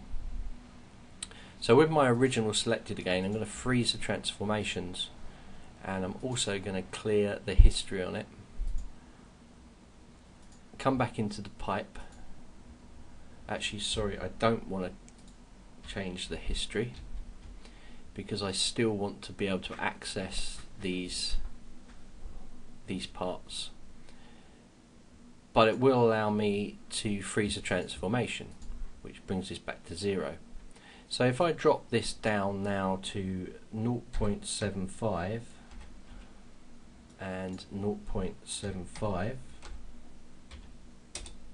remember, not on the Z, I want to keep the Z the same depth, but now I can go into polypipe and put it to our next setting, which will be 36. Okay, and I make a duplicate of that and reduce it back. Come back into here and now reduce this down to 50%, so 0.5 and 0.5, and now I should have 24 like this, and I make a duplicate of that and once again drop that back. Now I'm onto this one and I want to make him 0.25 and 0.25, and I want this pipe to have not 24 but 18,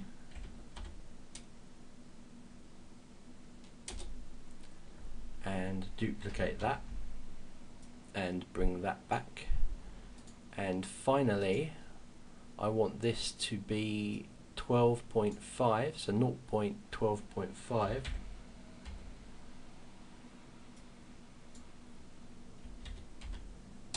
for a 25 reduction on that, and I want this one to have 12. And now I can duplicate him and send him back. So there's our gears. I can grab this now and delete it, and I'm going to grab all these and just go edit and delete by type history. Right, so now we've got those selected, we can create the gears for them, or the teeth. So what I'll do is I'll line them all up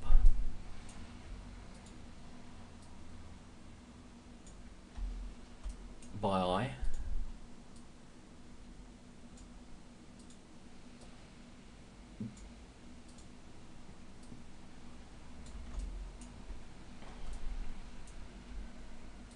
That's about right. Okay, I'll bring them a little bit closer.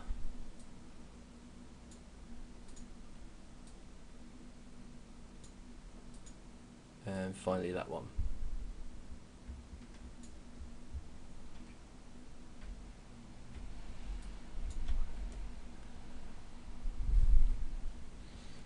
That's nice. Okay.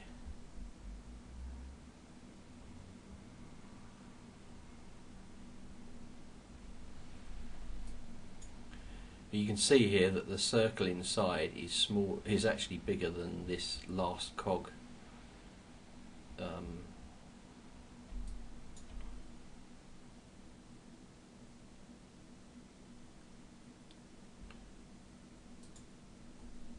So what we can do is just reduce these down. So I'm going to just select this, select the vertice, and reduce these cogs down, these centre parts down, and we'll go for sort of this size, I think, this one. It's about the right size. this one a bit bigger, this one a bit bigger. Oh, whoops.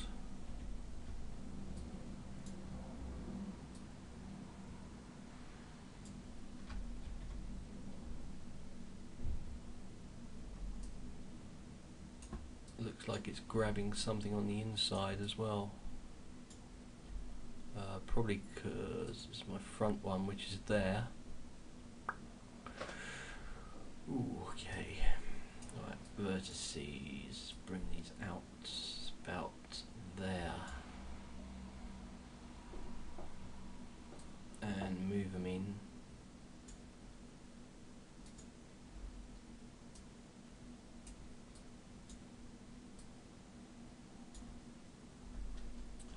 Move them in.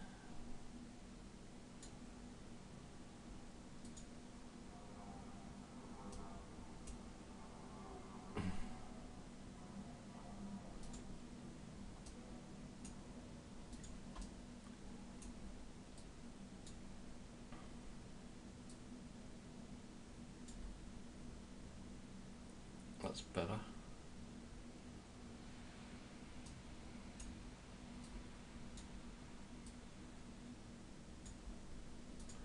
And lastly, this one, which needs to be pushed out again as well. So I think he's right anyway, this one's correct. Just push him so he's level there. And this one level there. Okay, so now I should have a hole through all of those. Okay, that's all good. Right, so we want to do all the teeth at the same time. So I'm going to just select the object mode. I'm going to select them all. Go into object mode, select them all, meshes, and combine them. Now I'm going to go to my top view and select the faces through each lot. Okay, and then in here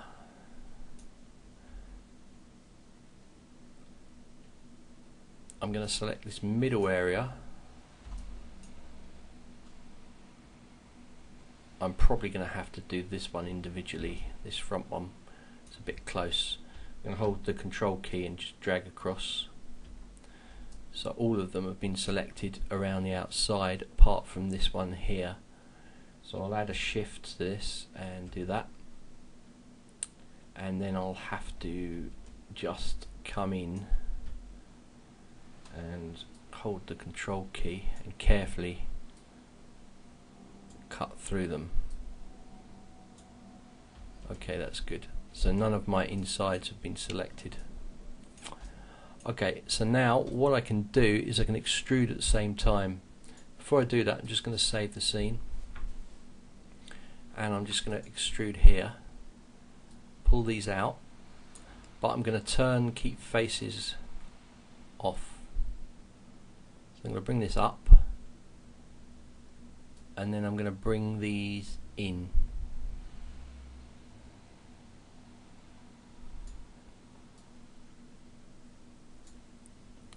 And there we have it.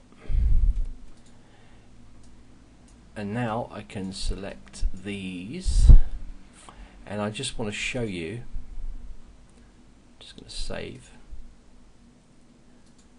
If I separate these and we come in, just turn it on wireframe.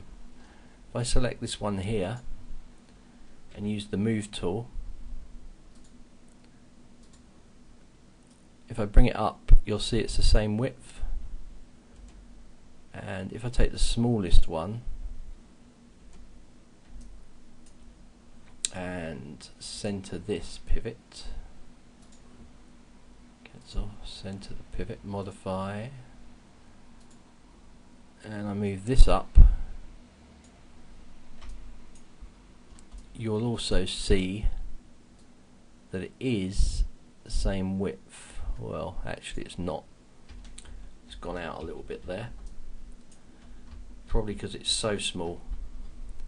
So what you can do, this is another way of checking, is to, I know these are correct, these three here, it's just that small one that's causing the problems. So I'm going to select that and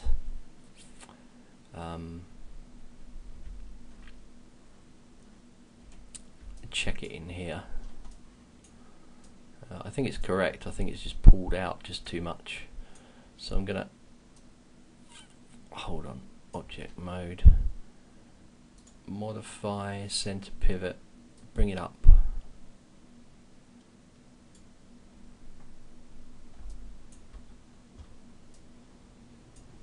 And just select the vertice on the ends here.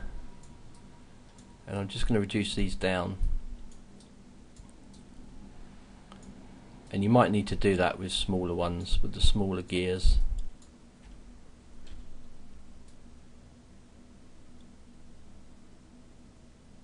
That's not too bad.